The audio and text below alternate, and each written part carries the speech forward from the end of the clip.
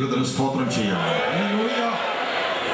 ദൈവനാമത്തിന് മഹത്വമുണ്ടാകട്ടെ. ഇന്ന് രാത്രിയുടെ സന്നിഹിതരായിരിക്കുന്ന ബഹുമാന്യരായ എല്ലാ സഹോദരന്മാർക്കും സഹോദരിമാർക്കും ശ്രേഷ്ഠന്മാരായ എല്ലാ കർത്തൃദാസന്മാർക്കും ഗായിക സംഘത്തിനും എൻ്റെ വന്ദനമറിയിക്കുന്നു. എല്ലാറ്റുപരി മഹാദൈവത്തിൻ്റെ തിരുസാന്നിധ്യം ഇവിടെ എഴുന്നള്ളി വന്നിട്ടുണ്ട്. ഇന്ന് രാത്രി അവൻ നിന്നെ ക്ഷണിച്ചിവിടെ കൊണ്ടുവന്നിരിക്കുകയാണ്. അവന്റെ തേജസ്സിന്റെ കീഴിൽ ഇന്ന് രാത്രി നിന്നെ ഇരുത്തിയിരിക്കുകയാണ്. ദൈവതേജസ്സിന്റെ മേഘം ഈ പന്തലിന്റെ കീഴിൽ ഇന്ന് രാത്രിയുണ്ട്. ഇന്ന് രാത്രി നിന്റെ മേൽ ദൈവതേജസ് പെയ്തിറങ്ങുവാൻ പോകുകയാണ്. ദൈവത്തിനൊരു പ്രത്യേക ഉദ്ദേശം നിന്നെ കുറിച്ചുണ്ട്. ഇന്ന് രാത്രി യാദൃശ്യമായി ഇവിടെ എത്തിയതല്ല, ദൈവം കൊണ്ടുവന്നാണെന്ന് ഉറപ്പുള്ളവർ മാത്രം കൈ ഉയർത്തി ദൈവത്തിന് സ്തോത്രം. അനുഗ്രഹിക്കപ്പെട്ട വചനം നാം കേട്ടുകൊണ്ടിരുന്നു. മുടന്തർ കൊള്ളം പങ്കിടും. ഏത് താഴ്ചകളുണ്ടെങ്കിലും നിന്നെ അനുഗ്രഹിപ്പാൻ ദൈവം വിശ്വസ്തൻ. താഴ്ചകൾ നിന്റെ അയോഗ്യതയല്ല, അയോഗ്യതയുള്ളവർക്ക് ദൈവം ദാനം നൽകുന്ന കൃപയുടെ ഭാഗമായതുകൊണ്ട് നിനക്ക് കൃപ കിട്ടാനുള്ള ഏക യോഗ്യത നിന്റെ അയോഗ്യതയാണ്. നിനക്ക് കൃപ കിട്ടാനുള്ള ഏക യോഗ്യത നിന്റെ താഴ്ചയാണ്. നിനക്ക് കൃപ കിട്ടാനുള്ള ഏക യോഗ്യത നിന്റെ അർഹതയില്ലായ്മയാണ്. നിനക്ക് നിന്നെ കുറിച്ച് ഒന്നും പുകഴ്ത്തുവാനില്ല, പ്രശംസിക്കാനില്ല. ഒന്നും പ്രശംസിക്കാനില്ലെങ്കിൽ ദൈവത്തിന്റെ കൃപ നിനക്കുണ്ട്. ഒന്നും പുകഴ്ത്തുവാനില്ലെങ്കിൽ ദൈവത്തിന്റെ കൃപ നിനക്കുണ്ട്. Praise the Lord. അവന്റെ ശക്തി ബലഹീനതയിൽ തികഞ്ഞു വരുന്നു. ദൈവം ഓരോരുത്തരും വാക്യം വായിപ്പിച്ചുകൊണ്ട് സംസാരിപ്പാൻ ഞാൻ ആഗ്രഹിക്കുന്നു. ഗലാത്യ ലേഖനം 6-ാം അധ്യായത്തിന്റെ 7-8 വാക്യങ്ങൾ. ഗലാത്യർ 6-7-8 വാക്യങ്ങൾ. 7-8. ദൈവത്തെ പരിഹസിച്ചുകൂടാ. ദൈവത്തെ പരിഹസിച്ചുകൂടാ. മനുഷ്യൻ വിതയ്ക്കുന്നത് തന്നെ കൊയ്യും. മനുഷ്യൻ വിതയ്ക്കുന്നത് തന്നെ കൊയ്യും. ജഡത്തിൽ വിതയ്ക്കുന്നവൻ ജഡത്തിൽ നിന്ന് നാശം കൊയ്യും. ആത്മാവിൽ വിതയ്ക്കുന്നവൻ ആത്മാവിൽ നിന്ന് നിത്യജീവനെ കൊയ്യും. ഒരു നിമിഷം പ്രാർത്ഥിക്കാം. പരിശുദ്ധനായ പ്രിയ പിതാവേ, തിരുസാന്നിധ്യം ഇവിടെ എഴുന്നള്ളി വന്നുകൊണ്ട് നന്ദിയോടെ സ്തോത്രം ചെയ്യുന്നു. ഞങ്ങളുടെ ഇടയിൽ കൂടെ ഇന്ന് രാത്രി അവിടെ നടക്കുന്ന കാലൊച്ച കേട്ടുകൂടി ഞങ്ങൾ ഇവിടെ ഇരിക്കുന്നു. അവിടുത്തെ സെറാഫുകൾ ഇവിടെ ചിറകടിക്കുന്ന ശബ്ദം ഞങ്ങൾ കേൾക്കുന്നു. ഉയർന്നും ഭൂമിയുള്ള സിംഹാസനത്തിൽ അവിടുത്തെ മഹത്വം ഞങ്ങൾ ദർശിക്കുന്നു. ഇവിടെ വന്നിരിക്കുന്ന ഓരോ വ്യക്തിയെയും കുടുംബത്തെയും ഓരോ സഭയും ഓരോ ശുശ്രൂഷയും ഓരോ ദേശത്തെയും ഓരോ സംഭവത്തെയും വിവേചിച്ചുകൊണ്ട് ഞങ്ങളോട് സംസാരിക്കണമേ. അവിടുത്തെ ശബ്ദം കേൾക്കുവാൻ ഞങ്ങൾ കാത്തിരിക്കുന്നു, യേശുവിന്റെ നാമത്തിൽ തന്നെ. പ്രസംഗത്തിന് മുമ്പായി ഒരു വാചകം കൂടെ ഞാൻ പറയട്ടെ. നമ്മുടെ ജനപ്രതിനിധിയായി ആറന്മുള നിയോജക മണ്ഡലത്തിന്റെ MLA ആയിരിക്കുന്ന ബഹുമാനപ്പെട്ട ടീച്ചർ ഇവിടെ വന്നിട്ടുണ്ട്. സല്ലാദേവി ടീച്ചർക്കും എന്റെ പ്രത്യേക വന്ദനം അറിയിക്കുന്നു. ദൈവത്തെ പരിഹസിച്ചുകൂടാ, വഞ്ചനപ്പെടാതിരിപ്പി എന്ന് പറഞ്ഞാണ് തുടങ്ങുന്നത്.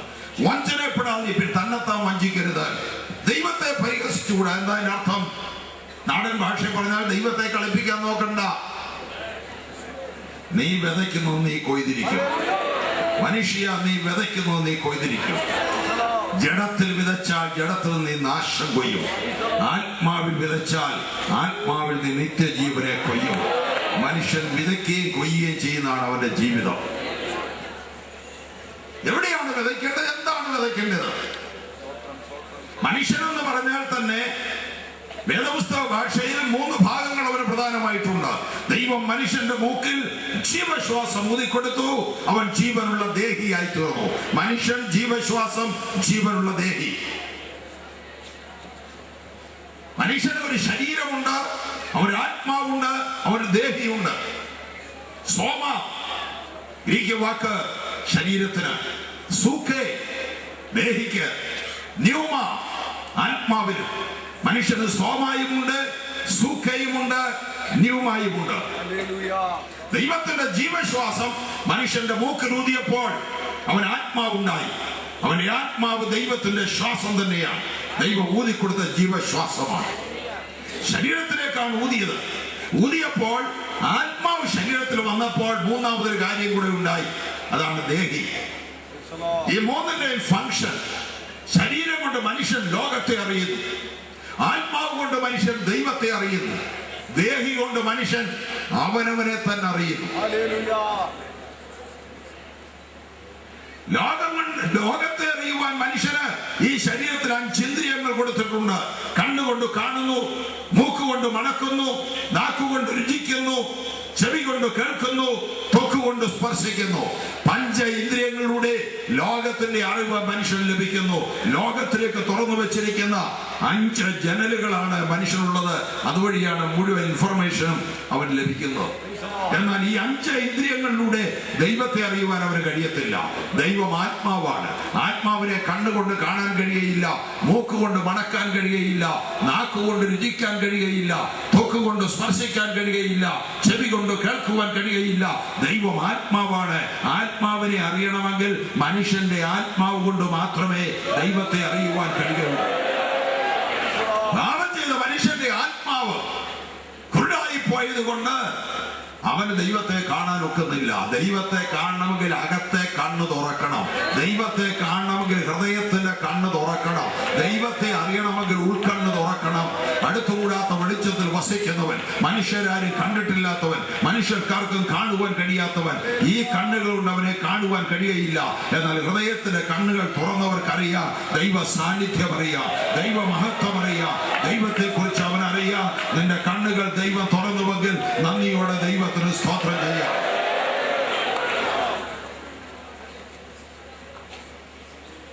ദൈവപ്രതിമയായ ക്രിസ്തുവിന്റെ തേജസ്സുള്ള സുവിശേഷത്തിന്റെ പ്രകാശനം ശോഭിക്കാതിരിക്കേണ്ടതിന് ഈ ലോകത്തിലെ ദൈവമായ സാത്താൻ അവിശ്വാസികളുടെ മനസ്സ് കുരുടാക്കി വെച്ചിരിക്കുകയാണ്. എന്നാൽ പരിശുദ്ധാത്മാവിന്റെ ശക്തിയുള്ള പ്രവർത്തനം ഉണ്ടാകുമ്പോൾ കണ്ണു തുറക്കും. ദൈവവചനത്തിന്റെ പ്രകാശനം അവനുണ്ടാകും. എന്നാൽ അവനവരെ കുറിച്ച് അറിയണമെങ്കിൽ അവന്റെ ദേഹിയാണ് പ്രവർത്തിക്കുന്നത്. സൂക്കെ എന്നാണ് സൈക്കോ എന്ന പദമുണ്ടായത്, സൈക്കോളജി എന്ന പദമുണ്ടായത്. മനസ്സിനോട് ബന്ധപ്പെട്ടതാണ്. ഇന്നർ പേഴ്സണാലിറ്റിയാണ്, ആന്തരിക ആളത്വമാണ്. എന്റെ പുറമെ കാണുന്ന ഈ ശരീരം എന്റെ ഫിസിക്കൽ പേഴ്സണാലിറ്റി മാത്രമാണ്. ഇത് വെച്ചുകൊണ്ട് എന്നെ അറിയാനൊക്കത്തില്ല. എന്റെ ശരിക്കുള്ള ഞാൻ ആരാണെന്ന് അറിയണമെങ്കിൽ എന്റെ അകത്തെ ആളത്വത്തിൽ കൂടെ അറിയത്തുള്ളൂ. നല്ല ഉടുപ്പൊക്കെ ഇട്ടുകൊണ്ട് നടക്കാൻ പറ്റും, നല്ലപോലെ ചിരിച്ചുകൊണ്ടൊക്കെ നടക്കാൻ പറ്റും, നല്ല മിടുക്കനായിട്ട് നടക്കാൻ പറ്റും. പക്ഷേ അകത്തിരിക്കുന്ന ആൾ ആരാണെന്ന് അറിയേണ്ടത്. അകത്ത് കുശമ്പും കുന്നായ്മയും അസൂയൊക്കെ ആണെങ്കിൽ അത് വിരൂപമായ ആളത്വമാണ്. അകത്തെ ആളത്വമാണ് പ്രധാനം. നിഗൂഢമായ 3 ശക്തികൾ ഈ അകത്തെ ആളത്വത്തിന് ദൈവം നൽകിയിട്ടുണ്ട്. അതിനെക്കുറിച്ചാണ് ഞാൻ പറയുന്നത്. അവിടെയാണ്, അതുകൊണ്ടാണ് വിതയ്ക്കേണ്ടത്. 3 ശക്തികൾ. ഒന്ന് ചിന്താശക്തി. മനുഷ്യൻ എന്ന പദം മനനം ചെയ്യുന്നവൻ എന്നാണ് അർത്ഥം. മനനം ചെയ്യുന്നവനാണ് മനുഷ്യൻ. മനനം ചെയ്യുക എന്ന് പറഞ്ഞാൽ ചിന്തിക്കുക. ചിന്താശക്തി മനുഷ്യന് മാത്രമേ ഉള്ളൂ. പശുക്കൾക്കോ പട്ടികൾക്കോ ഈ മരങ്ങൾക്കൊന്നും ചിന്താശക്തിയില്ല. ഒരു മൃഗത്തിനുമില്ല ചിന്താശക്തി. മനുഷ്യന് മാത്രമേ ചിന്താശക്തിയുള്ളൂ. മനുഷ്യന് മാത്രമുള്ളതാണ് വാക്കിന്റെ ശക്തി. വാക്കിന്റെ ശക്തി മറ്റ് ഒരു ജീവജാലങ്ങൾക്കുമില്ല. മനുഷ്യന് മാത്രമുള്ളതാണ് ഇച്ഛാശക്തി, തീരുമാന ശക്തി, സ്വതന്ത്ര ഇച്ഛ, ഫ്രീ വിൽ പവർ മനുഷ്യന് മാത്രമുള്ളതാണ്. ഈ 3 ശക്തികളെ എങ്ങനെ ഉപയോഗിക്കുന്നു എന്നനുസരിച്ച് നിന്റെ ജീവിതത്തിൽ കൊയ്ത്ത് നടക്കും. ഈ 3 ശക്തികളെ തിന്മയ്ക്ക് വേണ്ടി ഉപയോഗിക്കാം, ഈ 3 ശക്തികളെ നന്മയ്ക്ക് വേണ്ടി ഉപയോഗിക്കാം. ചിന്താശക്തി, ജഡത്തിന്റെ ചിന്ത മരണം, ആത്മാവിന്റെ ചിന്തയോ ജീവനവും സമാധാനവും. നിന്റെ ചിന്ത ജഡത്തിന്റെ ചിന്തയാണെങ്കിൽ നീ മരണം കൊയ്യും. നിന്റെ ചിന്ത ആത്മാവിന്റെ ചിന്തയാണെങ്കിൽ നിത്യജീവനെ കൊയ്യും. ചിന്താശക്തി. ചിന്താശക്തി കൊണ്ട് മനുഷ്യന് സാധിക്കുന്ന പല കാര്യങ്ങളുണ്ട്. അതിലൊന്ന് വിചാരങ്ങൾ. വിചാരങ്ങൾ ചിന്തയുടെ ഭാഗമാണ്. വിചാരങ്ങൾ എന്ത് തിന്നും എന്ത് കുടിക്കും വിചാരപ്പെടുകയാണ്.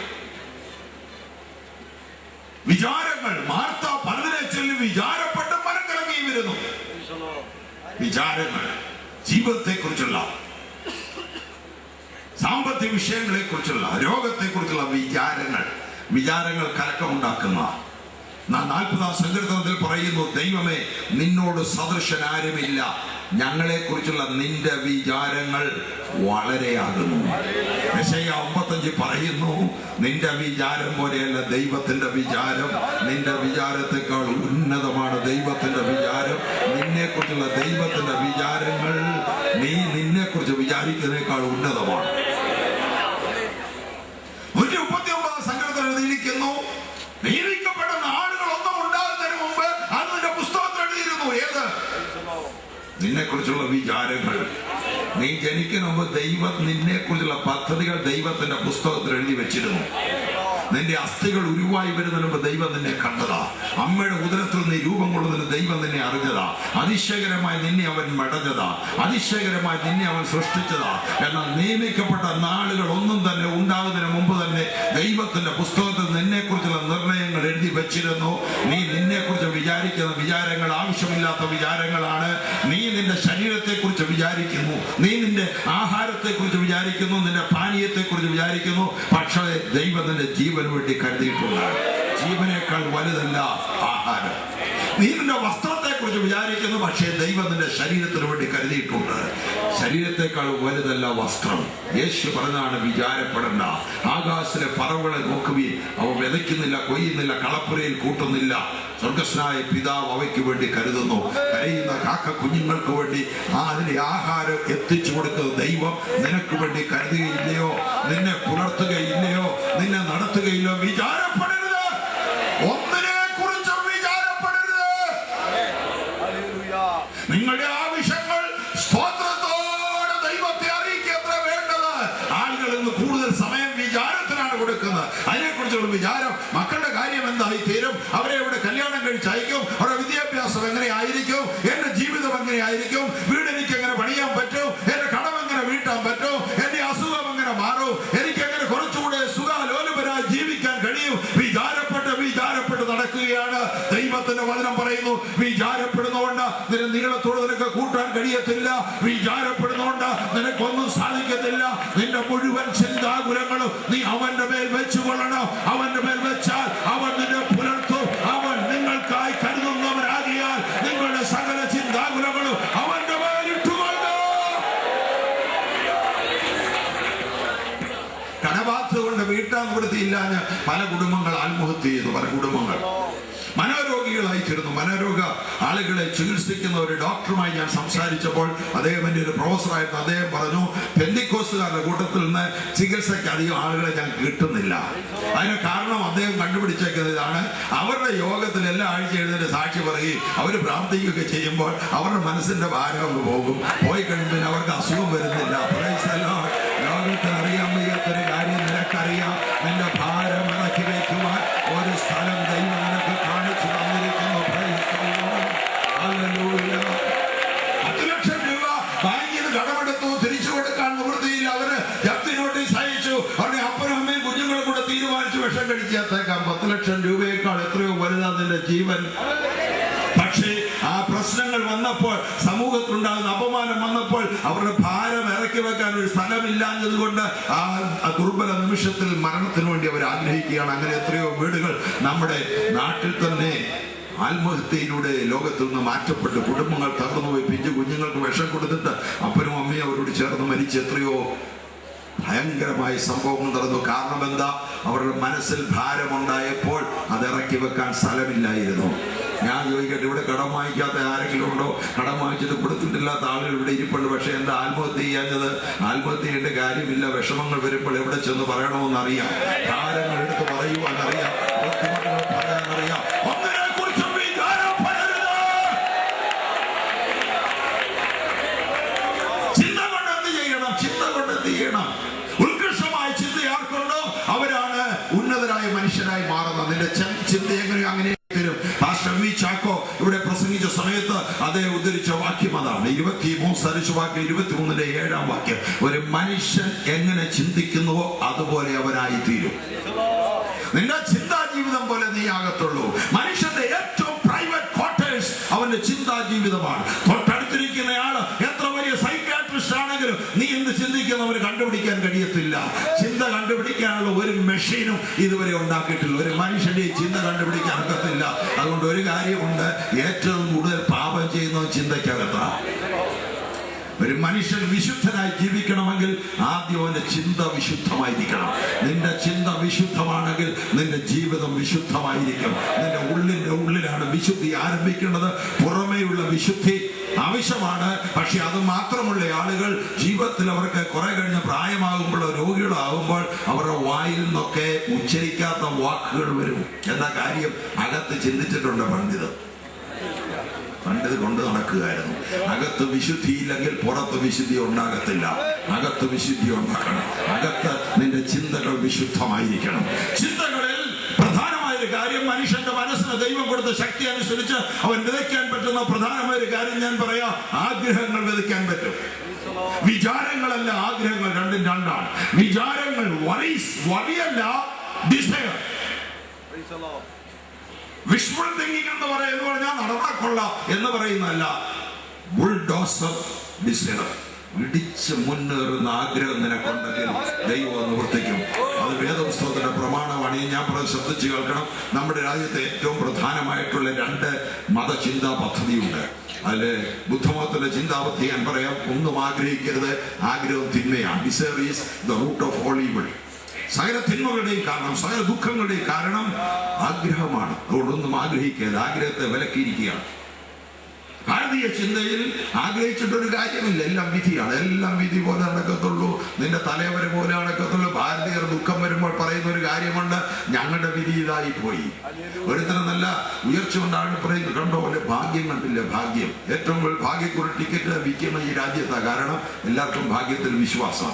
ഇന്നല്ലെങ്കിൽ നാളെ എനിക്ക് ഭാഗ്യം. ഒന്നുകിൽ ഭാഗ്യം അല്ലെങ്കിൽ വിധി. ദൈവമക്കളുടെ വിധിയെ കുറിച്ച് പറയാറില്ല, നമ്മുടെ വിധിയെ കുറിച്ച് പറയാറില്ല. പക്ഷെ അതേ അർത്ഥത്തിൽ നമ്മൾ പറയും, എല്ലാം ദൈവം പോലെ നടക്കത്തുള്ളൂ. അർത്ഥം വിധി തന്നെ. വേദപുസ്തകം കേൾക്കണോ? ദൈവഹിതത്തെ കുറിച്ച് നന്മയും പ്രസാദവും പൂർണ്ണതയുമുള്ള ദൈവഹിതം ഇന്നതെന്ന് തിരിച്ചറിയേണ്ടതിന് മനസ്സുമതിക്ക് രൂപാന്തരപ്പെടണം. ഈ മനസ്സുമതിക്ക് രൂപാന്തരപ്പെട്ട കണ്ടെത്തി ചെയ്യേണ്ടതാണ് ദൈവഹിതം. തിരിച്ചറിയേണ്ടതാണ്. ദൈവത്തിന് ഇഷ്ടമോ നിങ്ങളുടെ ശുദ്ധീകരണം തന്നെ. അതിനർത്ഥം വിധിയാണെന്നല്ല, നിന്റെ ജീവിതത്തെ വിശുദ്ധിയിൽ സൂക്ഷിക്കണം. ദൈവഹിതമെന്ന ദൈവഹിതം അറിഞ്ഞു ചെയ്യാനുള്ളതാണ്. ആഗ്രഹത്തിനെ കുറിച്ച് വേദപുസ്തകം പറയുന്ന വാക്യങ്ങൾ പെട്ടെന്ന് വായിക്കണം. 37 സങ്കീർത്തനം 4 വാക്യം ഒരാളെടുക്കാം. 20 സങ്കീർത്തനം 4 വാക്യം ഒരാളെടുക്കാം. 37:4 ശബ്ദിച്ച് കേട്ടോണം. ആഗ്രഹത്തെ കുറിച്ച് ബൈബിൾ പറയുന്നു, യഹോവയിൽ തന്നെ രസിച്ചുകൊള്ളുക. യഹോവയിൽ തന്നെ രസിച്ചുകൊള്ളുക. അവൻ നിന്റെ ഹൃദയത്തിലെ ആഗ്രഹങ്ങളെ നിനക്ക് തരും. അവൻ നിന്റെ ഹൃദയത്തിലെ ആഗ്രഹങ്ങളെ നിനക്ക് തരും. അടുത്ത്, നിന്റെ ഹൃദയത്തിലെ ആഗ്രഹവും അവൻ നിനക്ക് നൽകട്ടെ. നിന്റെ ഹൃദയത്തിലെ ആഗ്രഹവും അവൻ നിനക്ക് നൽകട്ടെ. 21:2 അവന്റെ ഹൃദയത്തിലെ ആഗ്രഹം നീ അവന് നൽകി. അവന്റെ ഹൃദയത്തിലെ ആഗ്രഹം നീ അവന് നൽകി. അവന്റെ അധരങ്ങളുടെ യാതൊരു നിഷേധിച്ചതുമില്ല. 145 സങ്കീർത്തനം 19 വാക്യം. 4 വാക്യങ്ങൾ ഞാൻ തരികയാണ്. ആ 4 വാക്യങ്ങളിൽ ഒരു കാര്യം തന്നെ പറയുന്നു, നിന്റെ ഹൃദയത്തിലെ ആഗ്രഹം ദൈവം നിനക്ക് തരും. തന്റെ ഭക്തന്മാരുടെ ആഗ്രഹം അവൻ സാധിപ്പിക്കും. അവന്റെ ഭക്തന്മാരുടെ ആഗ്രഹം ദൈവം സാധിപ്പിക്കും. നിന്റെ ആഗ്രഹം ദൈവം സാധിപ്പിക്കും. ഉറപ്പുണ്ടോ? നിന്റെ അകത്ത് ദൈവം മുമ്പാകെ ഒരാഗ്രഹം ഉണ്ടെങ്കിൽ ആഗ്രഹം ദൈവം സാധിപ്പിച്ചു തരുമെന്ന് തെറ്റുപറ്റാത്ത ദൈവത്തിന്റെ വചനം പറയുന്നു. പല കാര്യങ്ങളുടെ മുമ്പിൽ മനസ്സും അടുത്ത് ഇന്ന് രാത്രി നീ വന്നിരിക്കുന്നെങ്കിൽ നിന്നുള്ള ദൈവത്തിന്റെ വാഗ്ദാനം കേട്ടുകൊള്ളുക. നിന്റെ ഹൃദയത്തിലെ ആഗ്രഹം ദൈവം നിനക്ക് സാധിപ്പിച്ചു തരും. ഉറപ്പുണ്ടോ? ഉറപ്പുള്ളവർ കൈപ്പൊക്കെ. ഉറപ്പുള്ളവർ എന്നോട് ചേർന്നെന്ന് പറഞ്ഞേ, എന്റെ ഹൃദയത്തിലെ ആഗ്രഹം ദൈവം സാധിപ്പിക്കും. എന്റെ ഹൃദയത്തിലെ ആഗ്രഹം ദൈവം സാധിപ്പിക്കും. എന്റെ ഹൃദയത്തിലെ ആഗ്രഹം ദൈവം സാധിപ്പിക്കും. ദൈവത്തിന്റെ അനുഗ്രഹങ്ങൾ നീ കൊയ്യണമെങ്കിൽ ആഗ്രഹങ്ങൾ നീ വിതയ്ക്കണം. ഇവിടെ കീനോട്ട് അഡ്രസ്സില്, ഉദ്ഘാടന പ്രസംഗത്തില് പാസ്റ്റർ ടി.എസ്. എബ്രഹാം പറഞ്ഞതായ ഭാഗം നിങ്ങൾ ഓർക്കുന്നുണ്ടായിരിക്കും. ഏലിശയോട് ചോദിച്ചു, ഞാൻ എടുത്തുകൊള്ളപ്പെടുന്നതിന് മുമ്പ് നിനക്ക് എന്ത് വേണം? What do you want? നിനക്ക് എന്ത് വേണം? ഞാൻ എടുത്തുകൊള്ളപ്പെടാൻ പോവുകയാണ്. ഞാൻ എടുത്തുകൊള്ളപ്പെടുന്നതിന് മുമ്പ് നിനക്ക് എന്ത് വേണം? ഏലീശ പറഞ്ഞില്ല, ഓ പ്രവാചകൻ, വലിയ പ്രവാചകൻ എടുത്തുകൊള്ളപ്പെടാൻ പോവാണല്ലോ, ഇനി ഞാൻ ഒറ്റയ്ക്കല്ലേ എല്ലായിടത്തും പ്രസംഗിച്ച് നടക്കേണ്ടത്, പ്രസംഗക്കുറിപ്പെല്ലാം തന്നയിച്ചു പോകണം. ചോദിച്ചില്ല. പിന്നെ 3-4 സ്ഥലത്ത് ബൈബിൾ കോളേജ് നടത്തുന്നുണ്ട്. അതിന്റെ എല്ലാം ചുമതല ഇപ്പൊ ഏലിയാവ് എടുത്തുകൊള്ളപ്പെട്ട് കഴിയുമ്പോൾ ഈ പ്രവാചക സ്കൂളുകളുടെ എല്ലാം ചുമതല തരണം. അതും ചോദിച്ചില്ല. എവിടെങ്കിലും ബാങ്കിൽ അക്കൗണ്ടോ എവിടെങ്കിലും വസ്തു ഉണ്ടെങ്കിൽ അതെന്റെ പേരിൽ തന്നേച്ചു പോകണം. അതും ചോദിച്ചില്ല. ഏലിശായിക്കറിയാം ഇതൊന്നും ഈ മനുഷ്യനില്ല, ഇതിന്റെ ഒന്നും പച്ചയല്ല. ഇയാൾക്ക് പ്രസംഗക്കുറിപ്പും ഇല്ല, ഇയാൾക്ക് വസ്തുവും ഇല്ല, ഇയാൾക്കൊന്നുമില്ല. ഇയാൾക്കുള്ളത് ആകെയുള്ളത് അഭിഷേകമാണ്. ഇയാൾക്കുള്ളത് അഭിഷേകം. ഈ മനുഷ്യന്റെ ദേഹത്ത് വ്യാപരിക്കുന്ന അഭിഷേകത്തിന്റെ ശക്തിയാണ്. എനിക്ക് വേണ്ടിയത് ഇവന്റെ പേരുള്ള അഭിഷേകത്തിന്റെ ഇരട്ടിപ്പങ്ക് ഡബിൾ പോർഷൻ ഓഫ് ദി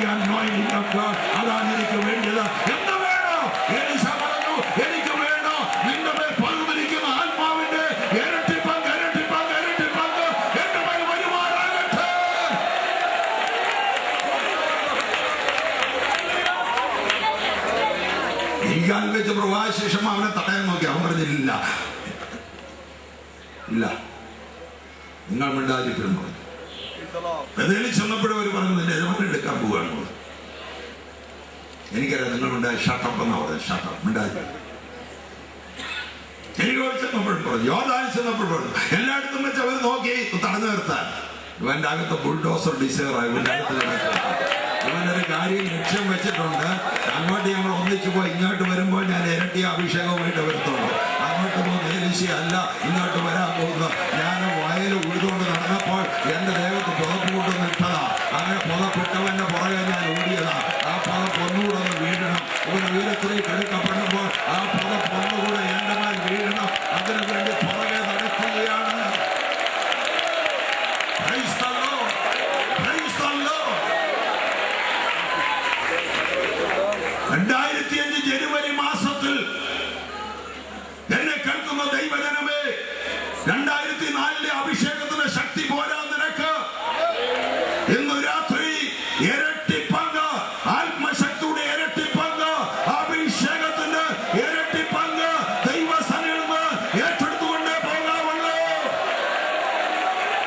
രാത്രി നാം കേട്ടല്ലോ, യെരൂശലേമിന്റെ അടിയിൽ കൂടെ ഒഴുകുന്ന ഒരു നദിയുണ്ട്. അതിന്റെ ഉറവകള് ഇന്ന് അതിന്റെ ഉള്ളിലേക്ക് പൊങ്ങി വന്ന് അഭിഷേകത്തിന്റെ പുത്തൻ നദികൾ ഇന്ന് നിങ്ങളുടെ ഒഴുകേട്. അത്ഭുത രോഗശാന്തിയുടെ നദികൾ ഇന്ന് രാത്രി നിന്ന് ഒഴുകേട്. ദൈവത്തിന്റെ വീര്യപ്പെടുത്തുന്ന നദികൾ നിന്നിലൂടെ ഒഴുകേട്.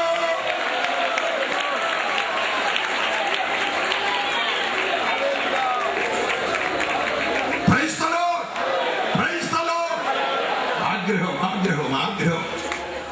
ദൈവത്തിന്റെ വൻ കാര്യങ്ങൾ കൊണ്ടുള്ള ആഗ്രഹം, ആത്മാക്കൾ രക്ഷിക്കപ്പെടാനുള്ള ആഗ്രഹം, യേശുക്രിസ്തുവിന്റെ അന്ത്യകൽപ്പന നിറവേറ്റാനുള്ള ആഗ്രഹം, 10,000-കണക്കിന് വിശുദ്ധന്മാര് ഈ രാജ്യത്ത് എഴുന്നേൽക്കുന്നത് കാണാനുള്ള ആഗ്രഹം, 10,000-കണക്കിന് സഭകൾ എഴുന്നേൽക്കാനുള്ള ആഗ്രഹം, ഓരോ വീടുകളും കർത്താവിനോട് വേർതിരുന്ന് കാണുവാനുള്ള ആഗ്രഹം. ഞാനൊരു പ്രവചനം പറയാം. 2010 ആണ്ടാകുമ്പോൾ ദൈവ തേജസ് ഈ രാജ്യം കാണുവാൻ പോകുകയാണ്. 2010 ആണ്ടാകുമ്പോൾ ലോകത്തിലെ എല്ലാ രാജ്യങ്ങളെക്കാളും അനുഗ്രഹിക്കപ്പെട്ട രാജ്യമായി ഇന്ത്യ രാജ്യം തീരുവാൻ പോകുകയാണ്. ലോകത്തിലെ എല്ലാ രാജ്യങ്ങളെക്കാളും പരിശുദ്ധാത്മ ഉണർവുള്ള രാജ്യമായി ഇന്ത്യ തീരുവാൻ പോകുകയാണ്. 2010 ആണ്ട് വരെ അതിശക്തമായ പ്രവർത്തനത്തിന്റെ ഉറവുകൾ ഈ രാജ്യത്ത് ദൈവം തുറന്നുകൊണ്ടിരിക്കുകയാണ്. മനസ്സിലായവർ ദൈവത്തിന് സ്തോത്രം ചെയ്യാം.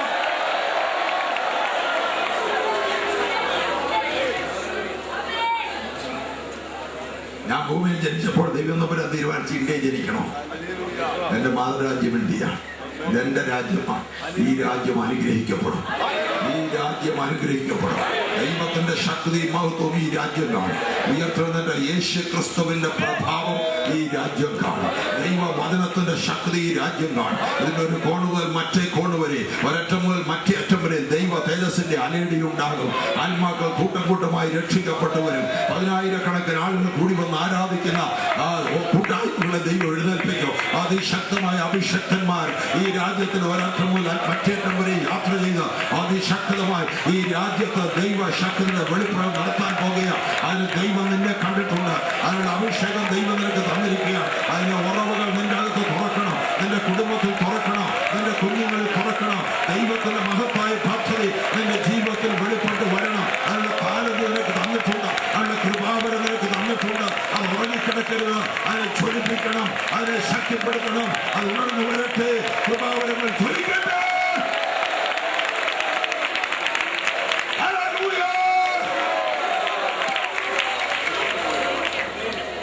ആഗ്രഹം, അതിശക്തമായ ആഗ്രഹം നമ്മുടെ അകത്തുണ്ടാകണം. ആഗ്രഹം മാത്രമല്ല, ആഗ്രഹം ശക്തിപ്പെട്ട് കഴിയുമ്പോൾ ദർശനമായി മാറും. ദർശനം എന്താ ദർശനം? ദർശനം ഇത്രയുള്ള ചെറുതായിട്ട് പറഞ്ഞാൽ, ഇപ്പോഴേ ഉള്ള ഈ സ്ഥിതിക്ക് വേണ്ടിയല്ല ദൈവം എന്നെ കണ്ടുപിടിക്കുന്നത്. ഇതല്ല എന്ന് എപ്പോൾ അകത്ത് ചിന്ത വരുന്നു അപ്പോൾ നിനക്ക് ദർശനം ഉണ്ടാവും. ഇത്രയൊക്കെ ഉള്ളു, ഇതിനൊക്കെ ഉള്ളു, ഇതിനപ്പുറത്തൊന്നും ഇല്ലെന്ന് ചിന്തിക്കുമ്പോൾ നിന്റെ ദർശനം മങ്ങിപ്പോകും. ഒരു ദർശനം നിനക്ക് കാണാൻ. എന്നാൽ ഇത്രയുമല്ല, ഇതിനപ്പുറത്ത് ദൈവത്തിനൊരു പദ്ധതിയുണ്ട്. ഇതല്ല ദൈവം എന്നെ വിളിച്ചത്. ഈ അഭിഷേകമല്ല എനിക്കുള്ളത്. എന്റെ ദൈവം എന്നെ ഉപയോഗിക്കാൻ പോകുന്ന വഴികളുണ്ട്. എന്റെ കുടുംബത്തെ, എന്റെ കുഞ്ഞുങ്ങളെ, എന്റെ മിനിസ്ട്രി, എന്റെ പ്രവർത്തനങ്ങളെ എന്റെ ദൈവം ഉപയോഗിക്കുന്ന വലിയ പദ്ധതികൾ ദൈവത്തിനുണ്ടെന്ന് നിന്റെ അകത്തോട്ട്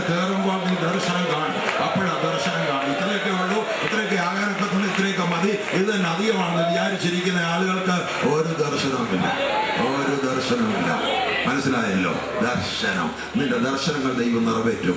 ദർശനത്തിന്റെ അവധി വെച്ചിട്ടുണ്ട്. വൈകിയാലും അതിനായി കാത്തിരിക്കണം. അത് വരും, നിശ്ചയം താമസിക്കും. ഒരു അവധി ഉണ്ടെന്നുള്ള ഒരു അവധി, ഒരു കാലം, ഒരു ചെറിയ കാലം. ദർശനം കാണുന്ന അന്ന് തന്നെ നിറവേറത്തില്ല. അത് നിറവേറുന്നതിനും കാണുന്നതിനും ഇടയ്ക്ക് ഒരു ചെറിയ അവധി ഉണ്ട്. അതിന്റെ പേര് ടെസ്റ്റിംഗ് പീരീഡ് എന്ന പരിശോധനാ കാലയളവ്. മിസ്രൈമിൽ നിന്ന് വിളിച്ചിറക്കി പാലും തരുന്ന ദേശം കൊടുക്കുക. അന്ന് പിറ്റേ ദിവസം വരുന്നില്ല, പിറ്റേ വർഷവും ചെന്നില്ല, 10 കൊല്ലം കഴിഞ്ഞും 30 കൊല്ലം കഴിഞ്ഞും ചെന്നിട്ടില്ല. മരുഭൂമിയിൽ നടക്കുക. എന്താ? പരിശോധനാ കാലയളവ്. പരിശോധന. ഒറ്റ കാര്യം ഓർത്താൽ മതി, ഈ പരിശോധനാ കാലയളവിൽ നീ പുറകുറുത്താൽ മരുഭൂമിയുടെ നീളം കൂടിക്കൊണ്ടിരിക്കും. ഈ പരിശോധനാ കാലയളവിൽ നീ സ്തോത്രം ചെയ്താൽ മരുഭൂമിയുടെ നീളം കുറഞ്ഞുകൊണ്ടിരിക്കും. ദൈവം തന്നിരിക്കുന്ന ഏത് വാഗ്ദത്തവും അവകാശമാക്കുന്നതിന് മുമ്പ് നീ നടക്കേണ്ട ഒരു മരുഭൂമിയുണ്ട്. ഒരു മരുഭൂമി. ഫിലിപ്പി തോമസിന്റെ പ്രസംഗത്തിൽ പറഞ്ഞു, ഉള്ളങ്കാൽ ചവിട്ടുന്നിടമൊക്കെ നിനക്ക് തന്നിരിക്കുക. പ്രോമിസ്. മരുഭൂമി നിൽക്കുമ്പോൾ തന്നെ പറഞ്ഞിരിക്കുകയാണ്, തന്നിരിക്കുക. പക്ഷെ എപ്പോഴും തന്നിരിക്കുക? ഉള്ളങ്കാൽ വെക്കുമ്പോൾ. നിന്റെ ഉള്ളങ്കാൽ കൊണ്ടുവെക്കണം. നിന്റെ ഉള്ളങ്കാൽ ചവിട്ടുന്ന ഇടമൊക്കെ നീ വേർതിരിക്കാൻ പോകുക. വിശ്വാസത്തോടെ ഒരു വീട്ടിൽ കയറി കാൽകുത്തി പ്രാർത്ഥിച്ചോ, അവിടെ ദൈവശക്തി വെളിപ്പെടാൻ പോകുക. അധികാരം ദൈവം തന്നിരിക്കുക. നിന്റെ കയ്യിൽ രോഗശാന്തിയുടെ വരം തന്നിരിക്കുക. നീ രോഗിയുടെ മേൽ കൈവച്ച് പ്രാർത്ഥിച്ചു പോകുക. അത്ഭുത സൗഖ്യം ദൈവം നൽകാൻ പോകുക. അത്ഭുത സൗഖ്യം. നീ എന്ത് ദർശനം കാണുന്നോ അത് നിറവേറുവാൻ പോകുക. നിന്റെ ദർശനം ദൈവം നിറവേറ്റും. യോശുവയുടെ പുസ്തകത്തിൽ ദർശനം നിറവേറുന്ന കാര്യമാണ്. ദൈവം കൊടുത്ത വാഗ്ദാനത്തിൽ നിറവേറില്ല. യുദ്ധം ചെയ്ത് പിടിച്ചോളാൻ പറഞ്ഞു. ഏറ്റവും 21-45 വാക്യം വന്നപ്പോൾ ഒരു വാക്യമുണ്ട്, ഇസ്രായേൽ മക്കൾക്ക് ദൈവം കൊടുത്തിരുന്ന സകല വാഗ്ദാനങ്ങളും ഒന്നും പാഴായി പോകാതെ എല്ലാം നിവൃത്തിയായി. ആ വാക്യം അങ്ങനെ, ഒന്നും പാഴാകാതെ എല്ലാം നിവൃത്തിയായി. ദൈവം നിനക്കുന്ന ഒരു വാഗ്ദാനവും പാഴാകത്തില്ല. ദൈവം നിനക്കുന്ന എല്ലാ വാഗ്ദാനങ്ങളും ദൈവം നിവർത്തിക്കും. ഒന്നുപോലും പാഴാകാതെ എല്ലാ വാഗ്ദാനങ്ങളും ദൈവം നിവർത്തിക്കും. ഉറപ്പുണ്ടെങ്കിൽ ഞാൻ പറയുമ്പോൾ ഏറ്റു പറയണം, എന്റെ ദൈവം എന്നോട് പറഞ്ഞിട്ടുള്ള എല്ലാ വാഗ്ദാനങ്ങളും നിവർത്തിക്കും. എന്നോട് പറഞ്ഞിട്ടുള്ള എല്ലാ വാഗ്ദാനങ്ങളും നിവർത്തിക്കും. അടുത്തിരിക്കുന്ന ആളുടെ കയ്യോട് പറഞ്ഞ്, എന്നോട് പറഞ്ഞിട്ടുള്ള എല്ലാ വാഗ്ദാനങ്ങളും ദൈവം നിവർത്തിക്കും. എന്നോട് പറഞ്ഞ എല്ലാ വാഗ്ദാനങ്ങളും ദൈവം നിവർത്തിക്കും. ഞാൻ നിന്നെ വാലല്ല തലയാക്കുമെന്ന് പറഞ്ഞെങ്കിൽ ഇനി നീ വാലായിട്ട് ആരുടെയും പുറകെ എഴയേണ്ടി വരത്തില്ല. ദൈവം നിന്നെ തല ഉയർത്തുവാൻ പോകുകയാണ്. നീ അവരുടെ പക്ഷമല്ല, അവർ നിന്റെ പക്ഷം തിരിയും. ദൈവം പറഞ്ഞെങ്കിൽ നീ അവരുടെ പക്ഷം തിരിയത്തില്ല, അവർ നിന്റെ പക്ഷം തിരിയുവാൻ പോകുകയാണ്. ദൈവത്തിന്റെ വാഗ്ദാനങ്ങൾ നിറവേറ്റും. ദൈവത്തിന്റെ ദർശനങ്ങൾ നിറവേറ്റും. ദൈവം നിന്റെ അടുത്ത് കാണിച്ച കാഴ്ചപ്പാടുകൾ നിറവേറ്റും. ദൈവം നിന്റെ വെളിപ്പാടുകൾ ദൈവം നിറവേറ്റും. നിന്നുള്ള ദൈവത്തിന്റെ ആലോചന ദൈവം നിവർത്തിക്കും. നിന്നുള്ള പ്രവചനങ്ങൾ നിറവേറും. നിന്നുള്ള അരുളപ്പാടുകൾ നിറവേറും. നിന്നുള്ള അന്യഭാഷ വ്യാഖ്യാനങ്ങൾ നിറവേറും. നിന്റെ സ്വപ്നങ്ങൾ നിറവേറും. നിന്നെ കുറിച്ച്, നിന്റെ കുടുംബത്തെ കുറിച്ച്, നിന്റെ മിനിസ്ട്രിയെ കുറിച്ച്, നിന്റെ സഭയെ കുറിച്ച്, നിന്റെ ബിസിനസിനെ കുറിച്ച്, നിന്റെ കൃഷിയെ കുറിച്ച്, നിന്റെ പ്രവർത്തനങ്ങളെ കുറിച്ച് ദൈവം എന്ത് നിന്നോട് അരുളി ചെയ്തിട്ടുണ്ടോ അത് മുഴുവൻ നിറവേറും. ദൈവം മുഴുവൻ നിറവേറ്റും. ഹല്ലേലൂയ. വിശ്വസിക്കുന്ന നന്ദിയോടെ ദൈവത്തിന് സ്തോത്രം ചെയ്യണം. ഹല്ലേലൂയ. രണ്ടാമത്തേത് വാക്കിന്റെ ശക്തിയാണ്. വാക്കിന്റെ ശക്തി മനുഷ്യർക്ക് മാത്രമേ ഉള്ളൂ. പ്രത്യേകം വാക്കും ഭാഷയും ബോഡി ലാംഗ്വേജും ഒക്കെ. മനുഷ്യനാണ് ഏറ്റവും കൂടുതൽ കമ്മ്യൂണിക്കേഷൻ സ്കില്ലുള്ളത്. മറ്റ് ജീവികൾക്കൊക്കെ അന്യോന്യം കമ്മ്യൂണിക്കേറ്റ് ചെയ്യാൻ കഴിയുമെങ്കിലും ഡെവലപ്പ് ചെയ്ത ഭാഷ, വാക്കുകൾ, ശക്തിയുള്ള വാക്കുകൾ മനുഷ്യന് മാത്രമേ ഉള്ളൂ. അതിനെക്കുറിച്ച് വേദപുസ്തകം പറയുന്ന വാചകം ഞാൻ പറയാം. സദൃശവാക്യങ്ങളിൽ ജീവനും മരണവും നാവിന്റെ അധികാരത്തിൽ വെച്ചിരിക്കുന്നു. ജീവനും മരണവും നാവിന്റെ അധികാരത്തിൽ വെച്ചിരിക്കുന്നു. യാക്കോബ് അപ്പോസ്തലൻ പറയുന്നു, വലിയ കപ്പൽ തിരിക്കുന്ന ചുക്കാനാണ് നാവ്. കുതിരയെ പോലെയുള്ളതായ മൃഗങ്ങളെ നിയന്ത്രിക്കുന്ന കടിഞ്ഞാൻ പോലെയാണ് നാവ്. കാട് കത്തിക്കുന്ന തീ പോലെയാണ് നാവ്. അത് മധുരത്തിന്റെ ഉറവയോ കയ്പിന്റെ ഉറവയോ ആകാൻ സാധ്യതയുള്ള ഉറവയാണ് നാവ്. നാവിന്റെ അധികാരത്തിലാണ്. വാക്കിന്റെ ശക്തി സാധാരണക്കാർ അറിഞ്ഞിട്ടില്ല. വേദപുസ്തകം പഠിക്കുന്നില്ലെങ്കിൽ വാക്കിന്റെ ശക്തി അറിയത്തില്ല. ചുമ്മാതെ വാതുറന്നിട്ട് വായി വരുന്നതെല്ലാം പറഞ്ഞാൽ മതി ധരിച്ചേക്കുന്ന ബൈബിൾ പറയുന്ന വാക്യങ്ങൾ ഞാൻ പറയാം. മനുഷ്യൻ പറയുന്ന ഏത് നിസ്സാര വാക്കിനും ന്യായവിധി ദിവസത്തിൽ കണക്ക് ബോധിപ്പിക്കേണ്ടി വരും. കണക്ക് പറഞ്ഞാൽ പോലെ ദൈവം നമ്പുരാനെ പറഞ്ഞ് ബോധിപ്പിച്ചു കൊടുക്കണം. നിസാര വാക്കാണല്ലോ, നിസാര വാക്കിന്റെ കണക്കുണ്ട്. നീ വാതുറന്ന് ഉച്ചരിക്കുന്ന മുഴുവൻ വാക്കുകൾക്ക് കണക്കുണ്ട്. ആ കണക്ക് ബുക്ക് ന്യായവിധിയുടെ ദിവസം തുറക്കും എന്ന കാര്യം നീ മറക്കരുത്. വാക്കുകൊണ്ടൊരു മനുഷ്യന് ശവക്കുഴി വെട്ടിക്കൊടുക്കാം, വാക്കുകൊണ്ടൊരു മനുഷ്യന് കൊട്ടാരം പണിത് കൊടുക്കാം. നിന്റെ വാക്കുകൊണ്ട് അനുഗ്രഹം അനുഭവിക്കുന്നത് വിളിക്കപ്പെട്ടവരാകിയാൽ നിങ്ങളും അനുഗ്രഹിക്കുന്നവരായിരിക്കും. നിനക്ക് മറ്റുള്ളവരെ നിന്റെ വാക്കുകൊണ്ട് അനുഗ്രഹിക്കാം, അപ്രീഷിയേറ്റ് ചെയ്യാം, ധൈര്യപ്പെടുത്താം. മറ്റുള്ളവരെ താങ്ങേണ്ടതിന് ധൈര്യപ്പെടുന്നതിന് ശിഷ്യന്മാരുടെ നാവനിക്ക് തന്നിരിക്കുന്നു. തക്ക സമയത്ത് പറയുന്ന വാക്ക് വെള്ളിത്താലത്തിൽ പൊൻനാരങ്ങയാണ്. നിങ്ങളുടെ വാക്ക് കൃപയോട് കൂടിയതും ഉപ്പിനാൽ രുചി വരുത്തതുമായിരിക്കണം. കേൾക്കുന്നവർക്ക് കൃപ ലഭിക്കേണ്ടത് നല്ല വാക്കല്ലാതെ ആകാത്ത വാക്കൊന്നും അരുത്. പൊട്ടച്ചൊല്ല്, ചീത്തത്തരം, കളിവാക്ക്, ചേർച്ചയല്ലാത്തതൊന്നും അരുത്. സ്തോത്രം മാത്രമേ വരാവുള്ളൂ. നിങ്ങളുടെ വാക്ക് ഊവ് ഊവ് എന്നും ഇല്ല ഇല്ല എന്നുമായിരിക്കട്ടെ. ഇതിലധികമായതൊക്കെയും ദുഷ്ടനിൽ നിന്ന് വരുന്ന, പിശാചിൽ നിന്ന് വരുന്ന. നിന്റെ വായി കൊണ്ട് വെക്കാനിരിക്കുക. നിന്റെ വാക്കുകൊണ്ട് പറയുന്ന വളരെ സൂക്ഷിച്ചു പറയണം. മോളെ പ്രാർത്ഥിച്ചു വിടുക. അമ്മച്ചി പരീക്ഷയ്ക്ക് എന്തോ പ്രാർത്ഥിക്കുന്നത്? എൻ്റെ മോള് പരീക്ഷ ഇന്ന് എഴുതി ഏറ്റവും നല്ല മാർക്ക് മേടിച്ച് ഫസ്റ്റ് റാങ്കിൽ പാസ്സാകണം, ഫസ്റ്റ് ക്ലാസ്സിൽ പാസ്സാകണം, എല്ലാ അനുഗ്രഹം കൊടുത്ത് പ്രാർത്ഥിച്ചു വിട്ടപ്പോൾ അയൽവക്കത്തെ സ്ത്രീ കേട്ടുകൊണ്ടിരിക്കുക. അവർ ചോദിച്ചു, വലിയ മിടുക്കിയ മോളല്ലേ, ഫസ്റ്റ് ക്ലാസ് കിട്ടുമായിരിക്കും. അപ്പൊ അമ്മ പറഞ്ഞു, ജയിക്കുന്ന കണ്ടറിയണം, വെറും മണ്ടിയ. പ്രാർത്ഥിച്ചത് ഫസ്റ്റ് ക്ലാസ്, അത് കഴിഞ്ഞ് പറഞ്ഞത് ജയിക്കത്തില്ല. ഏത് ദൈവം കേൾക്കണം? രണ്ടാമത് പറഞ്ഞത് കൊണ്ട് ആദ്യത്തെ പ്രാർത്ഥന ക്യാൻസലായി പോയി. നിന്റെ വായി കൂടെ വരുന്ന വാക്കുകൾ ശ്രദ്ധിച്ചോണം. വാക്കുകൾ കൊണ്ട് നിനക്ക് സൃഷ്ടിക്കാൻ കഴിയും. ഈ പ്രപഞ്ചത്തെ സൃഷ്ടിച്ചത് വാക്കുകൊണ്ടാണ്. ദൈവം വാക്കുകൊണ്ട് ഉണ്ടാകട്ടെ എന്ന ഒറ്റ വാക്കുകൊണ്ട് ദൈവം പ്രപഞ്ചത്തെ വിളിച്ചു വരുത്തി. വാക്കിന്റെ ശക്തി നിനക്ക് നിന്റെ ലോകത്തെ ഉണ്ടാക്കുന്നത് നിന്റെ വാക്കാണ്. നിന്റെ വാക്ക്, ആ വാക്ക് കൺഫെഷനായി മാറണം, ഏറ്റുപറച്ചിലായി മാറണം. അത് പാപത്തിന് വേണ്ടി ചെയ്യാൻ പറ്റും. അതാണ് തിന്മ വിതയ്ക്കുന്നത്. ആ വിതയല്ല വേണ്ടത്, നന്മയ്ക്ക് വേണ്ടി വിതയ്ക്കാം. എങ്ങനെയാണെന്ന് ഞാൻ പറയാം. ഹൃദയം കൊണ്ട് വിശ്വസിക്കുകയും വാ കൊണ്ട് ഏറ്റുപറയുകയും ചെയ്താൽ നീ രക്ഷിക്കപ്പെടും. ഏറ്റുപറയുമ്പോഴാണ്. ഈ നിൽക്കുന്ന മലയോട് ചാടി കടലിൽ പോകാം എന്ന് ചിന്തിച്ചാൽ പോകുന്നല്ല പറഞ്ഞാൽ പോകും.